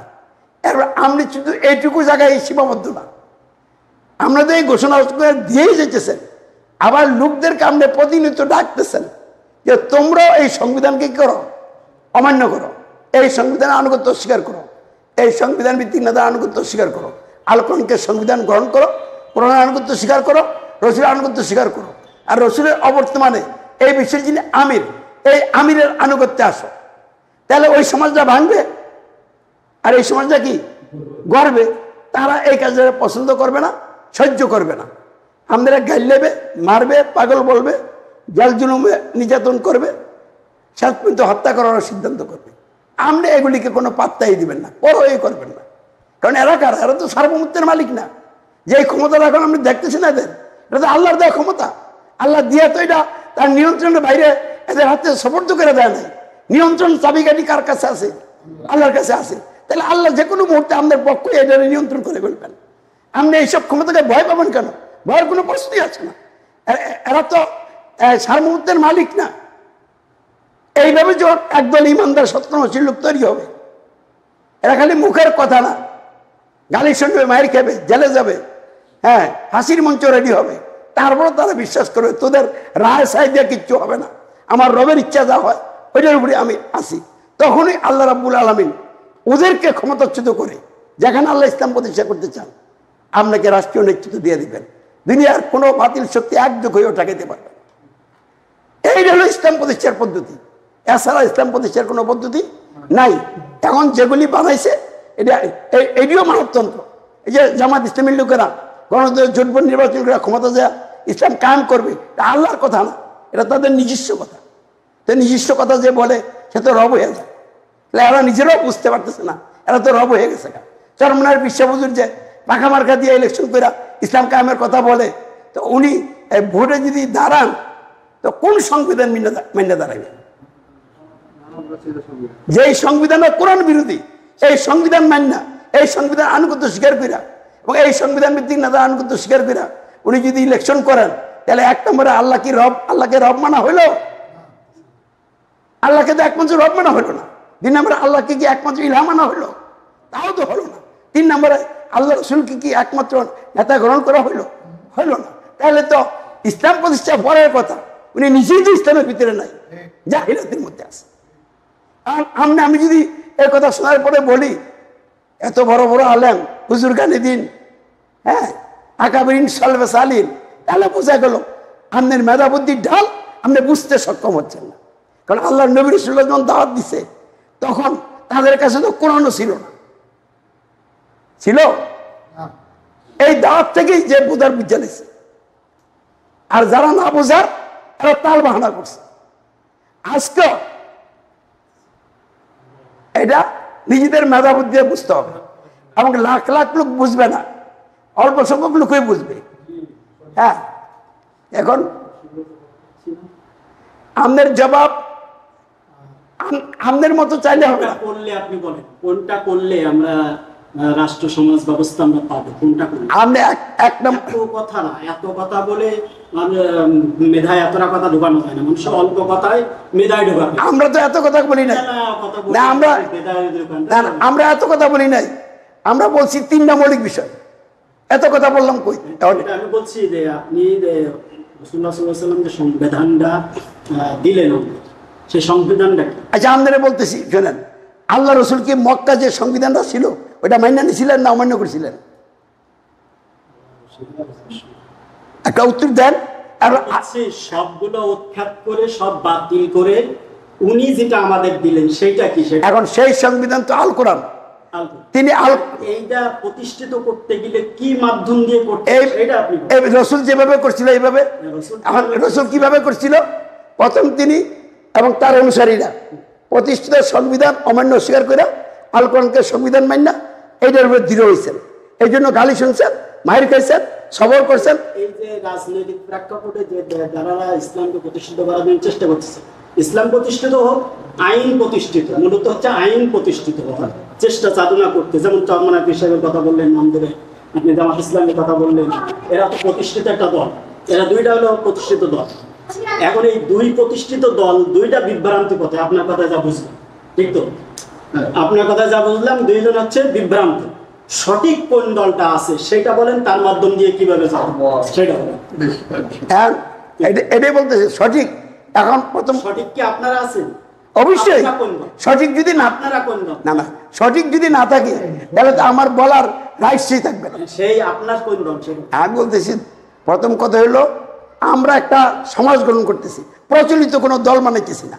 কারণ প্রচলিত দল দিয়া সমস্ত কি দিয়ে গোটা না, বা আপনি কোন দলের সেটা বলেন, আপনার পরিচয়টা আগে দেন। ইসলামী সমাজ, এই দলটার নামই ইসলামী সমাজ। এটা আসলে দল বুঝতে, এটা কি গণতন্ত্র ছাড়াই কি ইসলাম হ্যাঁ। আইন প্রতিষ্ঠিত করবে? কখনো সম্ভব না। না না, অন্যরা কথা বলেন না, না না, কখনো সম্ভব না। এই কথা তো আপনার আমার কথা। আল্লাহর কাছে কোনো অসম্ভব জিনিস নাই। সম্ভব অসম্ভব, অসম্ভব সম্ভব। কোনো জিনিসের মাধ্যম নিতে হবে। হ্যাঁ, বিল্ডিং এ উঠতে গেলে মাধ্যমটা আমরা বুঝেন। সিঁড়ি লাগবে। আমি একটু বলি, হ্যাঁ। আমি একটু বলি, গণতন্ত্রটা কি? আমি সব কিছু আমি বলি। হারাম, আমি মেনে নিলাম না, হারাম। না, হারাম হারাম মানে পরে। আমার কাছে কথা হচ্ছে আগে গণতন্ত্র। গণতন্ত্র সমস্ত মানুষের সমর্থন অনুযায়ী। গণ মানে কি? গণ মানে গণ মানুষ। হ্যাঁ। আর তন্ত্র মানে আছে আইন। হ্যাঁ। মানে মানুষের আইন। অর্থাৎ যেখানে বলা হয়েছে আব্রাহাম লিঙ্কনের মতবাদ অনুযায়ী ফর দি পিপুল, জনগণের জন্য, বাই দি পিপুল, জনগণের দ্বারা, অফ দি পিপুল, জনগণের। মানে সবকিছু হচ্ছে জনগণ। এখন জনগণের দ্বারা আমরা তো হিসেব করতেছি যে এখানে মূলত মূল মানসিকতা দুইটা। এখানে পাওয়ার কার আছে? এখানে আমাদের সংবিধানের মানে গণতন্ত্রের পাওয়ার আছে জনগণের। আর ইসলামে যেটা বলা হচ্ছে, ইসলামে আছে পাওয়ার আছে একমাত্র আল্লাহ। এখানে দুইটা মানসিকতা আছে। এক হচ্ছে আমরা গণতন্ত্র জনগণকে সকল ক্ষমতা উৎস মনে করতেছি। না, হ্যাঁ, এটা হয়তোবা এটা আমি বলে শেষ করি। আমার কাছে বলতে দেন, আপনি যেটা জনগণকে সবাই সমস্ত ক্ষমতার উৎস মনে করছে, যে চরমনায় হুজুর, জামাত ইসলাম, এরা না। কি মনে করতেছেন? এনারা ওই সমস্ত ক্ষমতার উৎস হচ্ছে আল্লাহ, সবসময় তারা বলতেই আছে। চরমনায় হুজুরই তিনি বলতেন।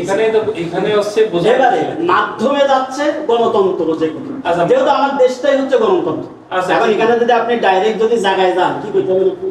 ডাইরেক্ট আর অডিরেক্ট না, এখানে একটা কথা বলছেন। ডাইরেক্ট যাওয়ার কোনো কায়দা আছে? আমি আপনি এখানে- এমপি হবেন, মন্ত্রী হবেন, তো গণতন্ত্রের মাধ্যমে যাবেন না? আচ্ছা, গণতন্ত্রের মাধ্যমে না, আপনি জিনিসটা আগে বলছেন।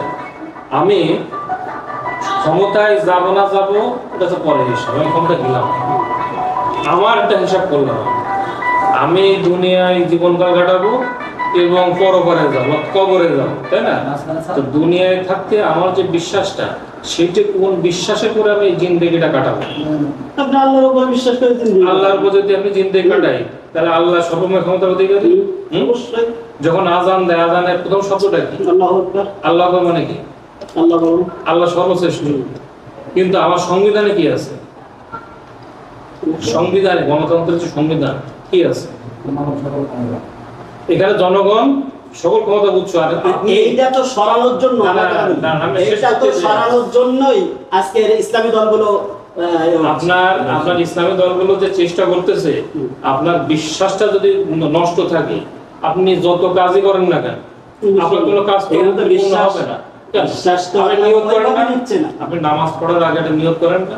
নিলাম। তাহলে আপনি কাজ আমি শুরু করার আগে আপনার সাথে তর্ক করতেছি, কিন্তু আমরা শেখার জন্য বোঝার জন্য। মানে আমি আপনার আক্রমণ করতেছি না, আপনি আমার আক্রমণ করতেছেন, না, জিনিসটা বোঝা অবশ্যই। বোঝা যাচ্ছে। ইসলামী দলগুলো যদি বিভ্রান্তির পথে যে ইসলামকে প্রতিষ্ঠা করতে যায়, তাহলে তো চরমনার শিক্ষায় জামাত ইসলামের প্রতিষ্ঠার বয়স কত এই বাংলাদেশে? মেলাদিন চরমান পিসাবের প্রচুর অনুসারী আছে বাংলাদেশে। তারা ওই যখন গাড়ি ভরে ভরে যায়, মনে করেন গাড়ি রাস্তায় থাকে না, কিন্তু নির্বাচনের সময় তো সে তো ভোট পায় না। কেন ভোট পায় না? ভোট দিচ্ছেন না ভাই, কেন? আপনারা তো ইসলাম মানেন না। না না, তাহলে আপনি যে বললেন যে একটা মাধ্যম থেকে যাবেন, আপনি গেলেন মাধ্যম দিয়ে, যে আপনি তো ভোটই পারেন না, তাহলে লাভটা কি হলো? তারা কম বেশি ওই কাজ করে দিচ্ছে। তারা যে একেবারে যে আপনার আচ্ছা, মুস্তাক ভাই। কথা প্রয়োগ করতে পারতেছে না, এরকম কোনো কথা হ্যাঁ, মুস্তাক ভাই, এক একটা মিনিট। আইন এই যে ভাই, ঢুকতেছে না। এদিকে শুনেন। মূল কথা হলো এই সার্বভৌমত্ব, আইন বিধান, কর্তৃত্ব, এটা একটা গুরুত্বপূর্ণ বিষয়। সার্বভৌমত্ব কি? সার্বভৌমত্ব যদি আমি আপনার কাছে একটা জিনিস জানতে চাচ্ছি, সেটা হলো যে আপনারা ইসলামটা সর্বমুক্তর মালিকের যে আইনটা, সংবিধান হচ্ছে আল কোরআন, তাই তো? এটা তো এই আল কোরআনের যে আইনগুলো আছে এগুলো প্রতিষ্ঠিত করবেন কিসের মাধ্যম দিয়ে, কিভাবে? আচ্ছা, এটাই তো আমাদের প্রশ্ন ছিল, আর আমি এটার উত্তর দিতেছি। যেহেতু আপনি মেম্বার হবেন না, আপনি মন্ত্রী হবেন না, আপনি চেয়ারম্যান হবেন না, উপজেলার হবেন না, এখন কিছুই না হয়ে কিভাবে হবে? আপনি এখানে যদি ম্যানেজারি দায়িত্ব না নেন, তাহলে আপনি কিভাবে এখানে মানুষের নিয়ন্ত্রণ করবেন? আচ্ছা, দায়িত্ব নিলেন না, এখন না নিয়ে আপনি কিভাবে যাবেন? আচ্ছা, এখন কথা হলো যে প্রশ্ন যেটা করছেন এটা গুরুত্বপূর্ণ প্রশ্ন। আসলে এইসব চিন্তা করেই তো মানুষ এই লাইনগুলি নিছে, কারণ মানুষের মাথায় ঢুকছে যে ইসলাম প্রতিষ্ঠা হতে হলে তো রাষ্ট্রীয় ক্ষমতা লাগবে। তো গণতন্ত্র হলো রাষ্ট্রীয় ক্ষমতা যাওয়ার একটা সিঁড়ি। আমি এই সিঁড়িতে ক্ষমতায় গেলাম, যে কী করবো, ইসলাম কায়েম করবো। আমি তো ইসলামের কথা বলছি। আবার কেউ মনে করতেছে এইভাবে কবে কোন দিন যাইব এর কোনো গ্যারান্টি নাই। আলজেরিয়া সলভেশন ফ্রন্ট পাশ করার পরও ক্ষমতা যেতে পারে নাই, কারণ সেনাবাহিনী ক্ষমতা দখল করে নিয়েছে। তা এখন তাহলে গণতন্ত্র দেওয়া হবে না, সশস্ত্র লড়াই করতে হবে। এই জন্য এক গ্রুপ ক্ষমতাসীনদের বিরুদ্ধে লড়াই করে ক্ষমতা দখল করার জন্য চেষ্টা করতেছে। ক্ষমতা যে ইসলাম কায়েম করতে হবে। আর আসলে ক্ষমতা না দিতে পারলে আপনি ইসলাম কেমনি কায়েম করবেন? চালু তো করতে পারবেন না। ইসলাম না, যে কোনো জিনিস, হ্যাঁ, যে কোনো জিনিসই না। এখন ইসলাম না, ইসলামের যেহেতু ইসলামের কথা আসছে, ইসলামই বলতেছি ক্ষমতা তো যাওয়া লাগবে। কারণ আল্লাহ রসুল মক্কা জীবনের 13 বছরে রাষ্ট্রীয় ক্ষমতায় ছিলেন না বিদায় ইসলামের আইন চালু করতে পারেন নাই। মদিনায় যখন রাষ্ট্রীয় ক্ষমতা পাইছে তখন ইসলামের আইন চালু করতে পারছে। তাহলে রাষ্ট্রীয় নেতৃত্ব তো লাগবে। কারণ প্রশ্ন হলো এই রাষ্ট্রীয় নেতৃত্বটা আসবে কীভাবে? এই আসার ব্যাপারেই আমাদের কথা। যে একটা গ্রুপ যেটি বলছে ওই পত্র বাদ দিয়ে আমরা বলছি ওইটা ইসলামের তরিকা না।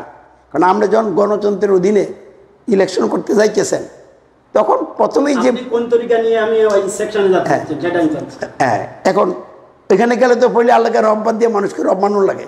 তাহলে আমরা রাষ্ট্রীয় ক্ষমতা তো পরের বিষয়, আগেই তো ইমান বাদ দিয়ে লাগে। তাহলে আমি ইমান বাদ দিয়ে যাব না, আমি গেলে ইমান নিয়ে যাব, ইমান নিয়ে যাইতে হবে আমাকে। তাহলে ইমান নিয়ে গেলে আমি কিভাবে যাব? এটা একটু মনোযোগ দিয়ে শুনতে হবে। আল্লাহ নবীরা কিভাবে গেছিল? তো হযরত মুসা কালিমুল্লাহ ফেরাউনের সাথে দ্বন্দ্ব হয়েছিল না? হযরত মুহাম্মদের আবু জাহেলের সাথে দ্বন্দ্ব হয়েছিল। তো দ্বন্দ্ব হইতে হইতে চূড়ান্ত পর্যায়ে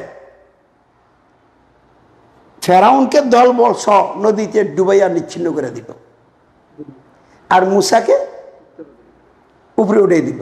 আল্লাহ বলছে আমার ইচ্ছা হলো আমি উপরে যারা আছে তাদেরকে নিচে নামাবো, আর নিচে যারা আছে তাদেরকে উপরে উঠাবো।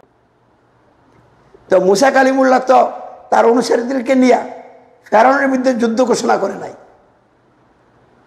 দাওয়াত দিছে। তাহলে দাওয়াতটা কি দিছিল এটা বুঝেন।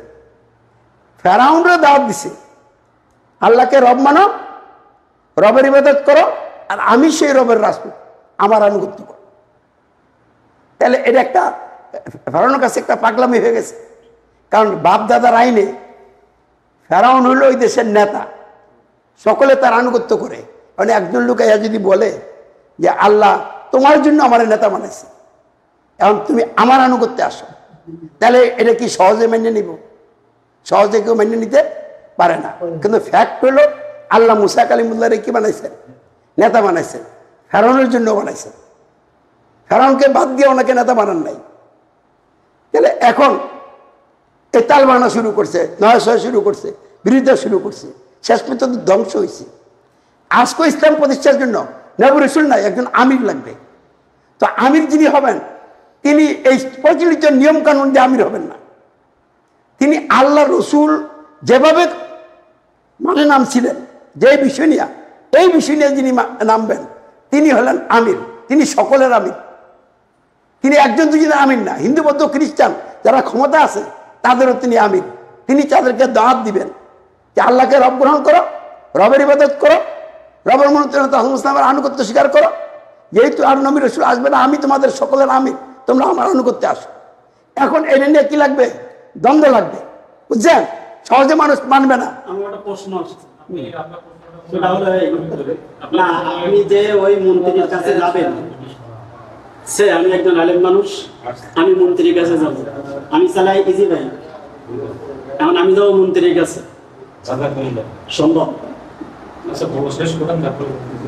আমার বলাটাই যে আমি মন্ত্রী পর্যন্ত পৌঁছাবো, আমার কি সেই যোগ্যতা আমার লাগবে কিনা? সেখানে বারবার কিন্তু একটা কথা বলা হচ্ছে যে আমাদের রাসূল কোনভাবে ইসলাম প্রচার করছে, এটা তো সবাই কম বেশি জানে। আমি কিন্তু যে কথাটা শুনতে চাইছি ভাই, সেটা হলো ওটাই বলছি, যে আমাদের কাজ হচ্ছে ইসলামের সঠিক তথ্যটা এটা প্রচার করা। ইনারা যারা না না মোস্তাক ভাই, আছে না, আমি শেষ করতে পারি বলে হ্যাঁ, যে এটা আমি প্রচার করব, একটু ধৈর্য ধরে একটু শোনে। আমি প্রচার শোনার পরে করব। তো ক্লিয়ার হয়ে যাবে। আমার চরমনার হুজুর যেহেতু প্রচার হচ্ছে হবে না। করছেন, কি প্রচার করতেছেন? ওনারা ইসলাম বোঝেন না। হ্যাঁ বুঝলেন, না, ওনারা বোঝেন। মুস্তাক ভাই, ইনার কথায় যেটুকু বুঝলাম আমি, ওনারা ইসলাম না বোঝেন না। ভাই, আচ্ছা মোস্তাক ভাই, আমিও বলি, আবার জামাত ইসলামের বড় বড় যারা আলেম আছে, তারাও ইসলাম এক ফোঁটাও বোঝে না। সবাই বোঝে। বোঝেই না। ইবলিসের পরে মনে না, হয় না। এবারে তো তিবলিস বানাবে না। আচ্ছা ভাই, আপনার আব্দুল জব্বার না? ইবলিসের পরে ভাইয়ের নাম কি? ইসলাম প্রতিষ্ঠার পদ্ধতিটা আপনি শোনেন আগে। আব্দুল জব্বার। শোনার পর তারপর কথা। ভাইয়ের নাম তো আব্দুল জব্বার। আপনি শুনছেন না তো? আব্দুল জব্বার, আপনি আচ্ছা, কথাটা যে শোনেন।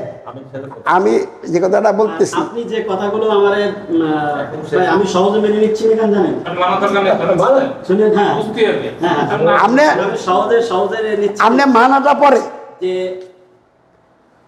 আপনি যে কথাগুলো বলছেন, এই কথাগুলো দলিল দিতে হবে, কোরআন শরীফের আয়াত দিয়ে দলিল দেওয়া লাগবে, তাহলে আমি বেটা মেনে নেব।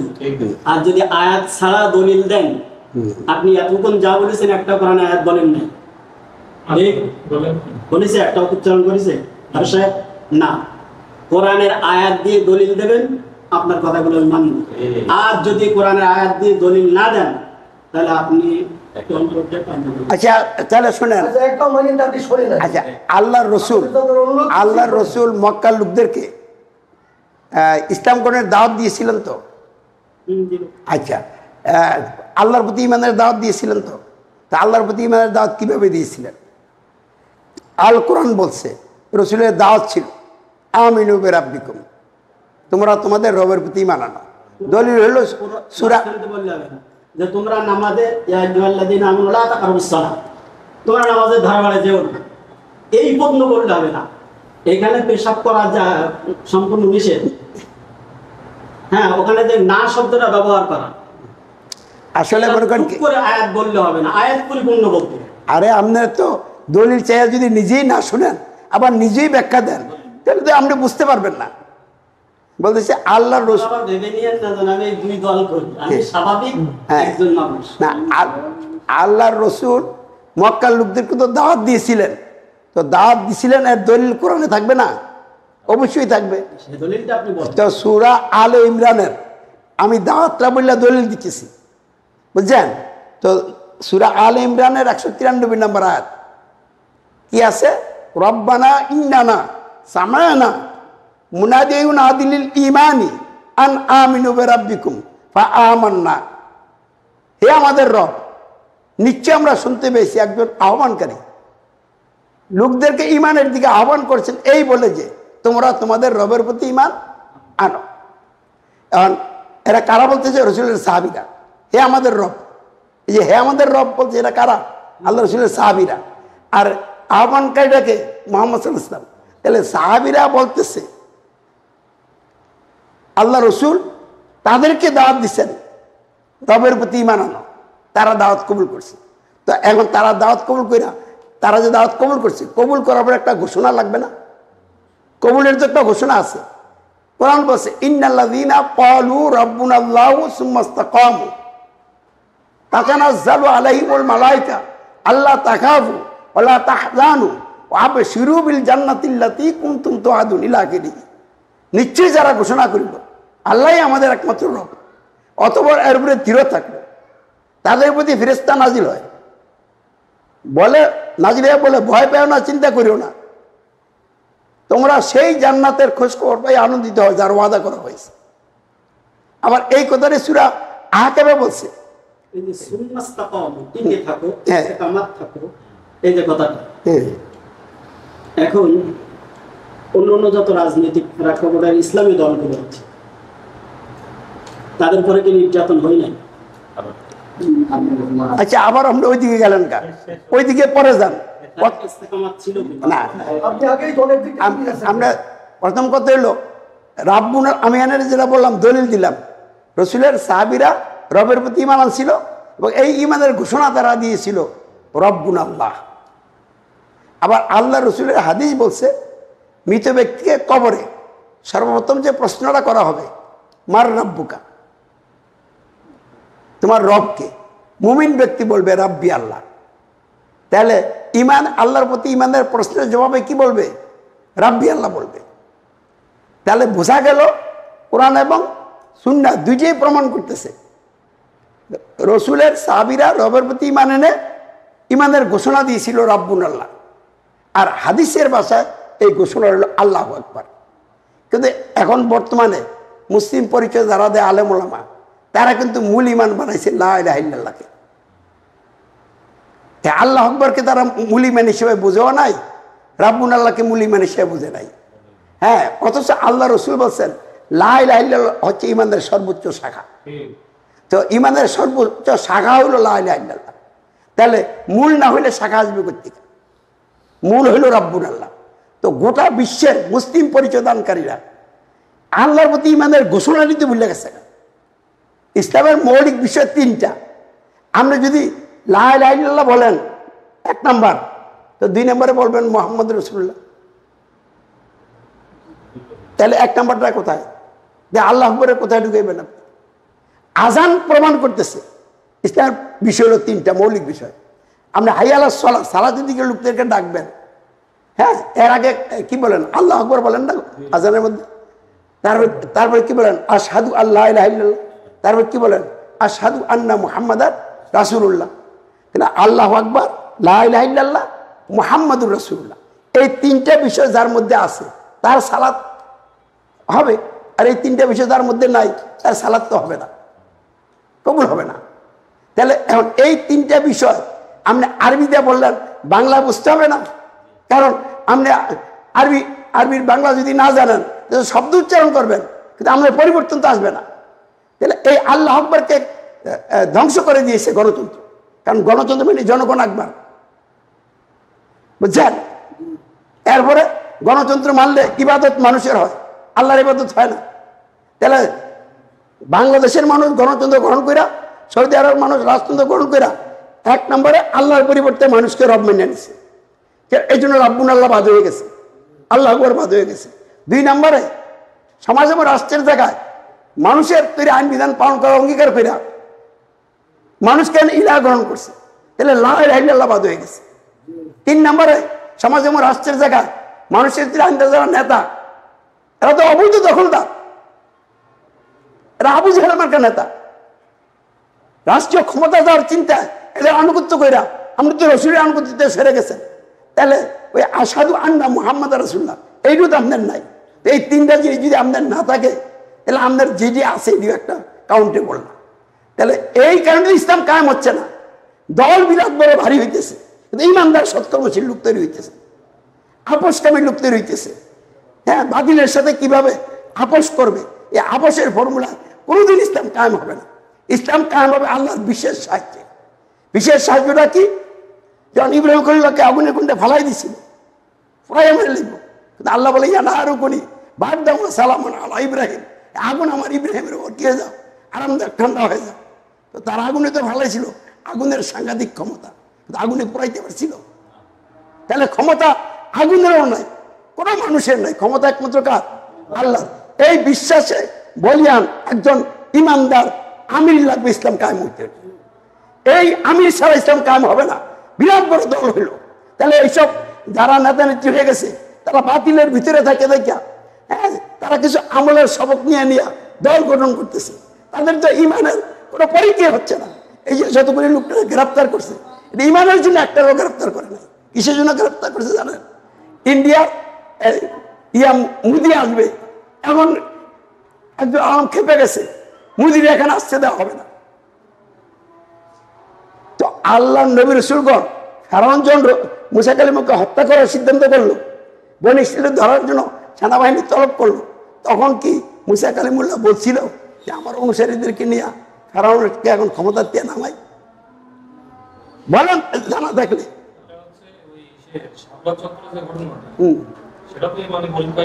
না, ইমানের পরীক্ষা তো আমরা ইমান নিয়ে নামলে তাদের দাবি ছিল 13টা, বুঝছেন? তা আমরা এই 13টা দাবি কার কাছে পেশ করছেন? জাহিলি গভর্নমেন্টের কাছে। যাকে আমরা অমান্য করবেন তার কাছে আর দাবি কিসের? আল্লাহ রসুল কি আবু জাহেলের কাছে কোনো দাবি পেশ করছিল?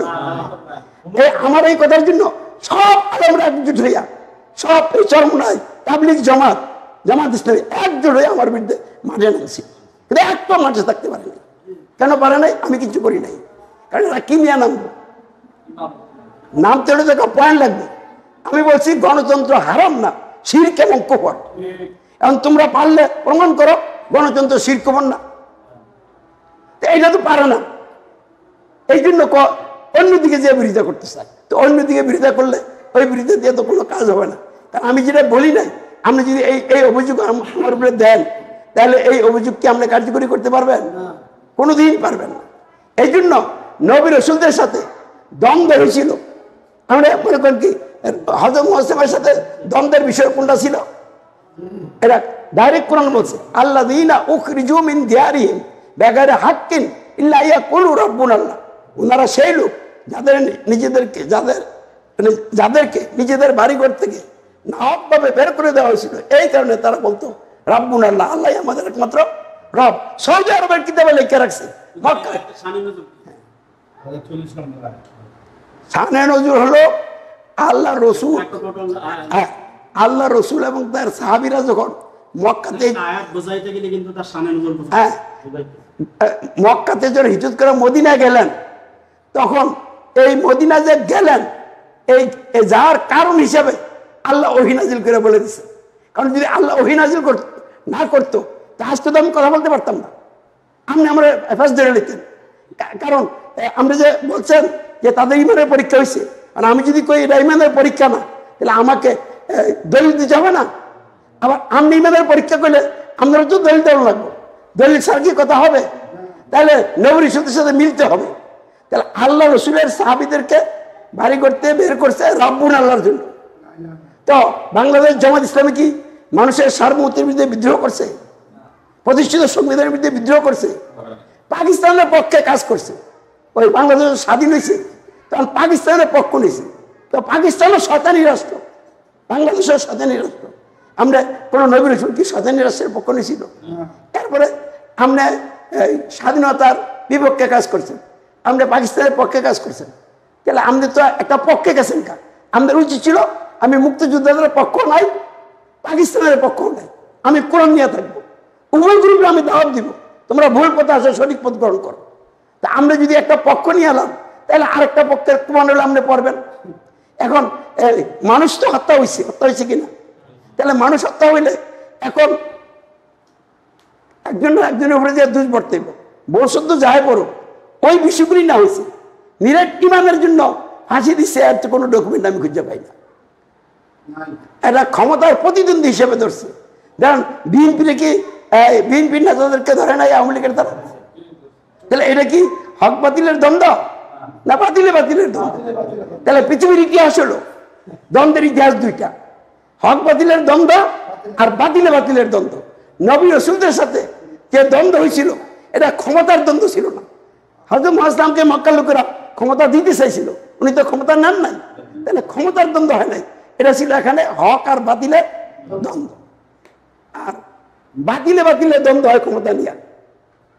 তাহলে এগুলি বুঝতে হবে আমাদেরকে। আর একদিনে সব কথা বুঝে পারবো তাও হবে না, সময় লাগবে। এই বইয়ের চেতনা আছে, উনি সাহস করে কথা বলতেছে, আমি ধন্যবাদ জানাই।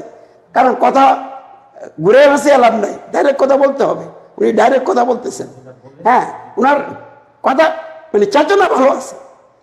আমার বিশ্বাস উনি এটা বুঝবে, আল্লাহ বুঝিয়ে দিবেন। কারণ ওনার চেতনা কারো ভক্ত হয়ে যাওয়া না।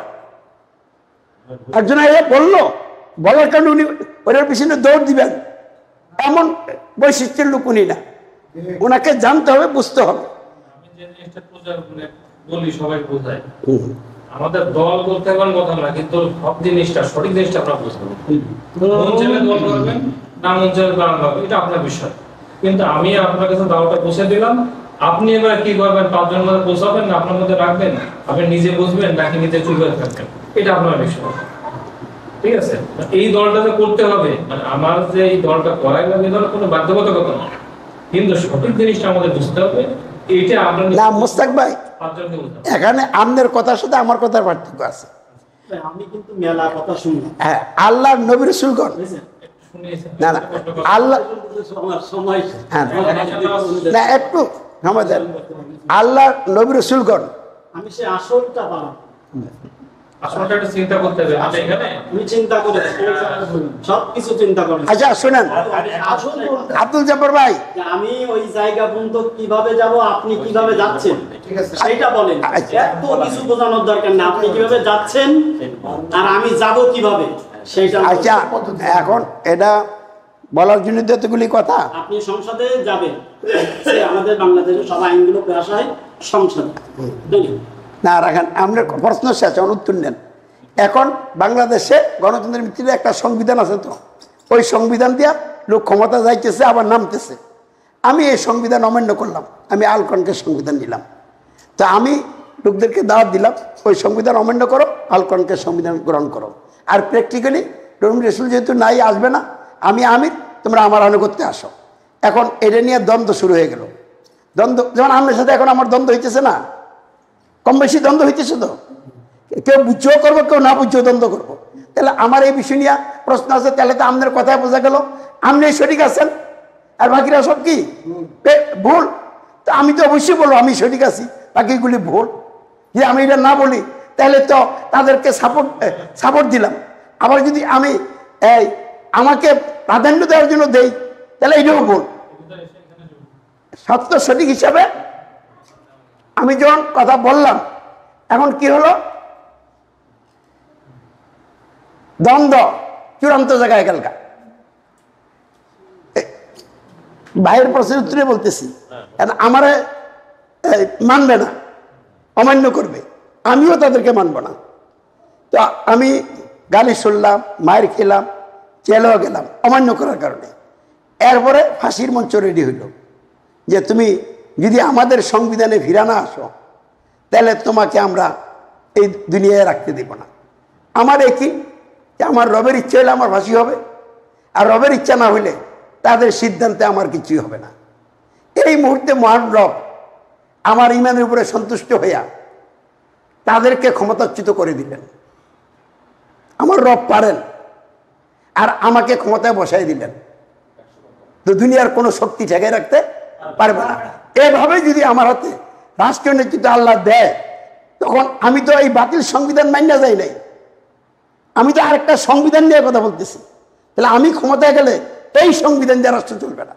আমি যে সংবিধান নিয়ে যাব, এই সংবিধান দিয়ে নতুন করে সব সাজানো হবে।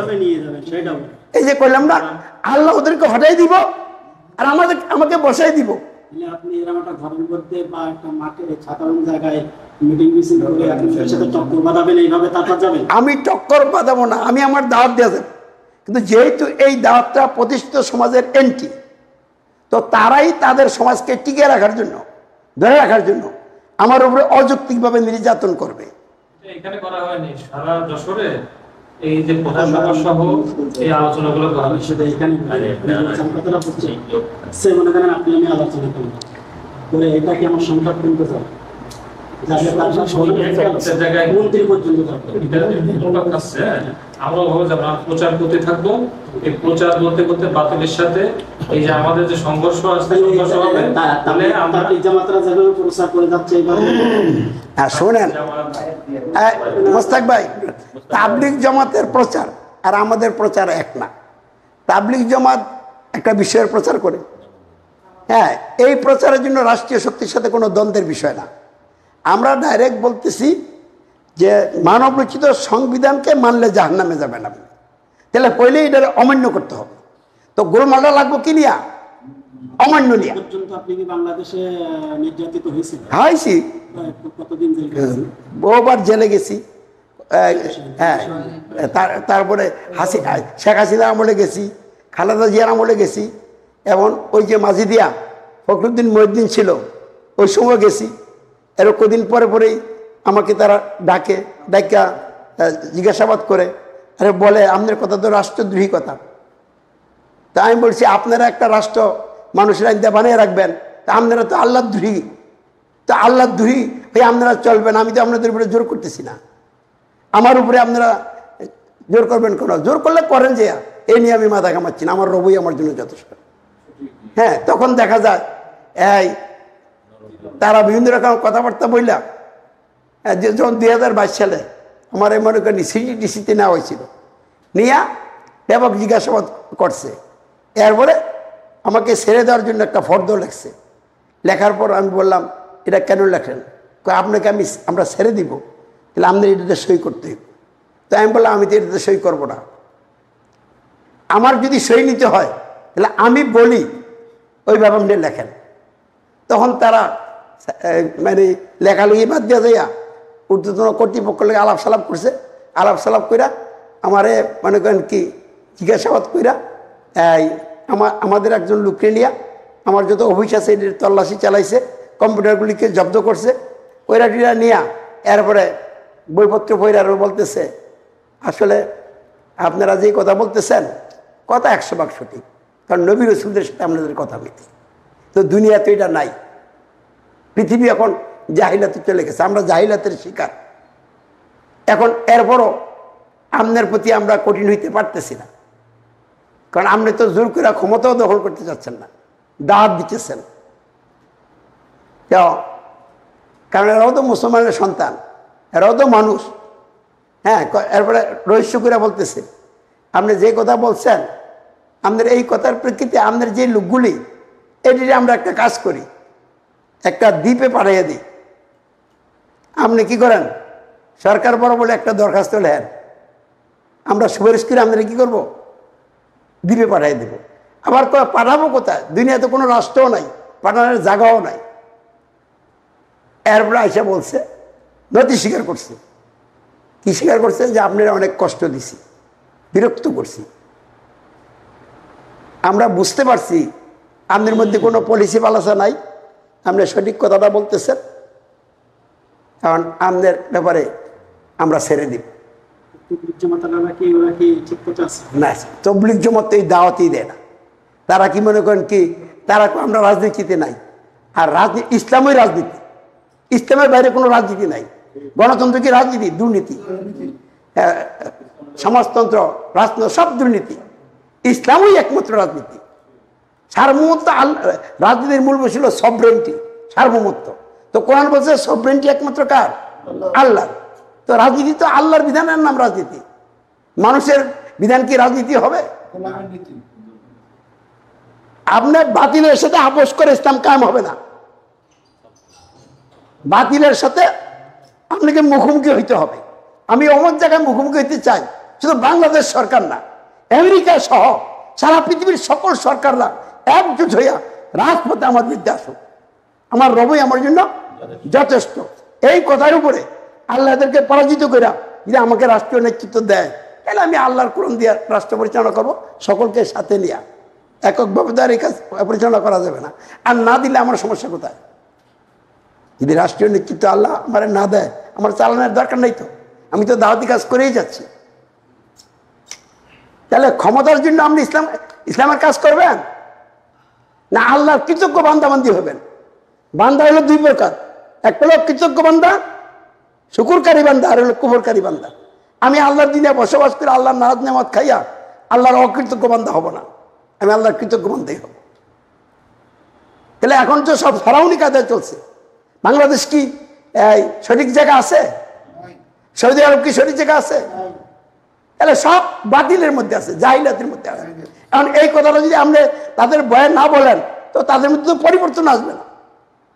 তাদেরকে ভয় করবেন কেন? আপনি ভয় করার মতো তো আছেন একজন সত্তা আল্লাহ। ওয়া হুয়া আহলুত তাকওয়া, আহলুল মাগফিরা।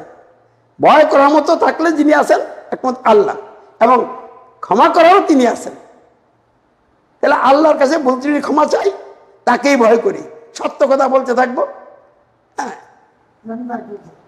এরপরে যেহানো যে আল্লাহ যেটা করবে ওইটার উপরে থাকবে। এরপরে ইসলাম রাষ্ট্রীয় ক্ষমতা আসার আগ পর্যন্ত আল্লাহ রসুল তো সশস্ত্র লড়াই করেন নাই। রসুল যত লড়াই করছেন কোথায়? মদিনায় রাষ্ট্রীয় ক্ষমতা আসার পরে। তাহলে রাষ্ট্রীয় ক্ষমতা যাওয়ার জন্য সশস্ত্র লড়াই ইসলামে নাই। এখন যারা করতেছে এটা তো সন্ত্রাস, এটা কিতাল না। এজন্য সশস্ত্র সংগ্রামও যাওয়া যাবে না, গণতন্ত্র জোটবদ্ধ নির্বাচনেও যাওয়া যাবে না। তাহলে কেমনে হবে? ভাইয়ের প্রশ্নের জবাব, এই জন্য একজন আমির লাগবে, যিনি আমির, তার আকীদা হবে। আমির তো মনে করেন, আমি মনে করেন চরমনাই হুজুরের মেনে নিলাম, অথবা ইসলামের একজনের মেনে নিলাম, অথবা তাবলিগ জামাতের একজনের মেনে নিলাম, অথবা হেফাজতে ইসলামের একজনের মেনে নিলাম, একজন পীর বাবার মেনে নিলাম। এখন এনারা সবাই এক মূলে ধ্বংসপ্রাপ্ত। আপনার কথায় যা বুঝলাম, আপনার কথায় যা বুঝলাম, এরা সব ধ্বংসপ্রাপ্ত। এরা ইসলামের ভিতরে নাই, এরা কুফরের ভিতরে। এখন তাহলে আপনি কি ইসলামে প্রতিষ্ঠিত করে আছেন এটাই মনে করতেছেন? এটা বোঝাতে চাচ্ছেন? এটা তো বুঝাইতেই হবে আমাকে। এটাই বলতে চাচ্ছেন যে আমি ইসলামের? অবশ্যই এটা তো আমাকে বলতে হবে, কারণ লোকেরা যাবে কোথায়? এখন চরমনাইয়ের বিষয়ের বিরুদ্ধে আমার ইন্টেনশনালি বলার দরকার নাই, আমি কারোর বিরুদ্ধে বলার জন্য মাঠে নামি নাই। কিন্তু উনি একজন আমির, জামাত ইসলামের আমির, ইসলামের দৃষ্টিতে আমির কিনা? যদি ইসলাম আমির বলে তাহলে আমির, আর ইসলামে যদি আমির না বলে তাহলে দলের আমির। তাহলে দলের আমির দিয়ে তো আর ইসলাম কায়েম হবে না। তাহলে ইসলামে কোনো বিভক্তির থিওরি নাই। যদি আপনি একটা দল গঠন করে বলেন আমি এই দলের আমির, তাহলে বাকি লোকদের আমির কে হবে? কারণ হিন্দুদের জন্য তো জান্নাত দরকার, তাহলে তাদের আমির লাগবে না? আর যদি কোন যে তাদের জন্য আরেকজন আমির, তাহলে আপনি আমির হয়েই তো থিওরি দিলেন, বিভক্তির থিওরি। তাহলে কোরআনের বিরুদ্ধে আপনি গেলেন না। তাহলে যে আমির হবে তার ঘোষণা দিতে হবে আমি সারা দুনিয়ার সকল মানুষের সকল বিষয়ের আমির। কিন্তু এই ঘোষণা দিতে যায় তাকে অবশ্যই বুঝতে হবে আসলে ঠিক কোরআনের ভিত্তিতে আমির কিনা। যদি না হয় তাহলে দাবিদার। আর যদি কোরআন বলে আমির, তাহলে তাকে অমান্য করলে বিপদ আছে। তা আমি তো সারাদিনের সকল মানুষের আমির। চরমনাই হিসাব কি সকলের আমির ঘোষণা দিছে? উনি তো ওনার দলের আমির না। চরমনাই হিসাব কি বলছে আমি ইন্ডিয়ার মুদির আমির না, ইন্ডিয়ার মুদির আমির বলছে উনি? উনি কিসের আমির কর?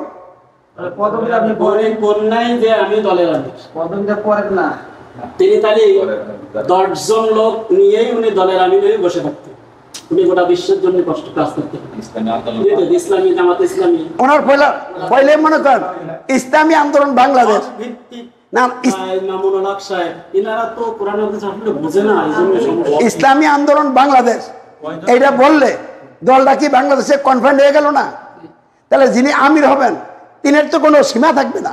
ইসলাম সারাদিনের সকল মানুষের জন্য, তিনিও সকল মানুষ আমির হবেন, দাওয়াত দিবেন সকলকে, সকলে গ্রহণ করবে না। আল্লাহর রসুলকে তো আল্লাহ সকলের জন্য রাসূলুল্লাহ মনোনীত করছেন, সকলে কি তাকে মানছে? কিন্তু যারা মানছে তাদের জন্য তিনি রাসূলুল্লাহ, আর যারা মানে নাই তাদের জন্য রাসূলুল্লাহ। আর এমন একজন আমির লাগবে যে আমির সকলের আমির, যারা মানবে তাদেরও আমির, যারা মানবে না তাদেরও তিনি আমির। আমির যদি না মেনে নেন তাহলে আপনি আমিরটা সাজবেন কিভাবে? আমি আপনারে মেনে নিলাম না, আমি মেনে নিলে এটা আমাদের আমার আমির কথা বলছে সবার আমির বুঝি আমি বলিস না, তাহলে আমার আমির। হ্যাঁ অবশ্যই সবার বলতি মানে আমার আমির। হ্যাঁ অবশ্যই অবশ্যই কেন অবশ্যই মানবেন না? আপনি চিনেন নাই, বুঝেন নাই কথাটা বুঝেন। উনি তো বলেছেন আমি কাফেরেরও আমির, মুমিনেরও আমির, দুইজনের আমির কইছেন না? এম কাফের আপনার মেনে নিল না, তাহলে আমির হবেন কি করে? আরে আর রাখেন, এটা অন্য বুঝে নিচ্ছ না। আল্লাহর রসুল হযরত মুহাম্মদ সাল্লাল্লাহু আলাইহি ওয়াসাল্লাম সরমনার হুজুরের জানারা মানেন কেন তারা তাদের আমির? মামুনুল হক সাহেবের জানালা মানেন, তারা তাদের আমি বিভক্ত, তাই বলে বলতে পারবে না। নামাজ পড়ে তারপরে বাস করি। মূল কথা হলো, আপনি মনে করেন কি ইসলামের দৃষ্টিকোণ থেকে আসেন, হযরত মুহাম্মদ ইসলামকে আল্লাহ সারাদিনের সকল মানুষের জন্য রাসূল মনোনীত করছেন। এই জন্য আল্লাহ নিজে বলছেন, কুল ইয়া আইয়ুহান নাস ইন্নী রাসূলুল্লাহ ইলাইকুম জামিয়া। আপনি বলুন, হে মানুষ সকল, আমি তোমাদের সকলের জন্য আল্লাহ রাসূল। তাহলে আল্লাহ রসুল তো নিজেকে রাসূলুল্লাহ দাবি করেন নাই। সমস্ত উম্মতের জন্য ওলামারাই হচ্ছে ওলামারাই আল্লাহকে ভয় করে। এখানে বলছে যারা ওলামা নিশ্চয়ই তারা আল্লাহকে কি করে, ভয় করে। তো ওলামা এখন ওলামারা আল্লাহকে ভয় করবে, আর কাউকে ভয় করবে না। এখন এই আল্লাহ ছাড়া অন্য কাউকে ভয় করছে না, কাউকে ভয় করবে না। এখন যদি ভয় করেন, আপনি আল্লাহ ছাড়া যদি অন্যকে ভয় করেন, তাহলে ভয় পাওয়ার যোগ্য একমাত্র আল্লাহ। তো আল্লাহর সাথে আপনি শিরক করলেন। আপনি যদি গুলিরে ভয় করেন, আপনি যদি সেনাবাহিনীকে ভয় করেন, দেখলেন না তো দেখবেন। গুলির মাধ্যমে কোনোদিন গেলেন না। আজ কি দেখেন হ্যাঁ।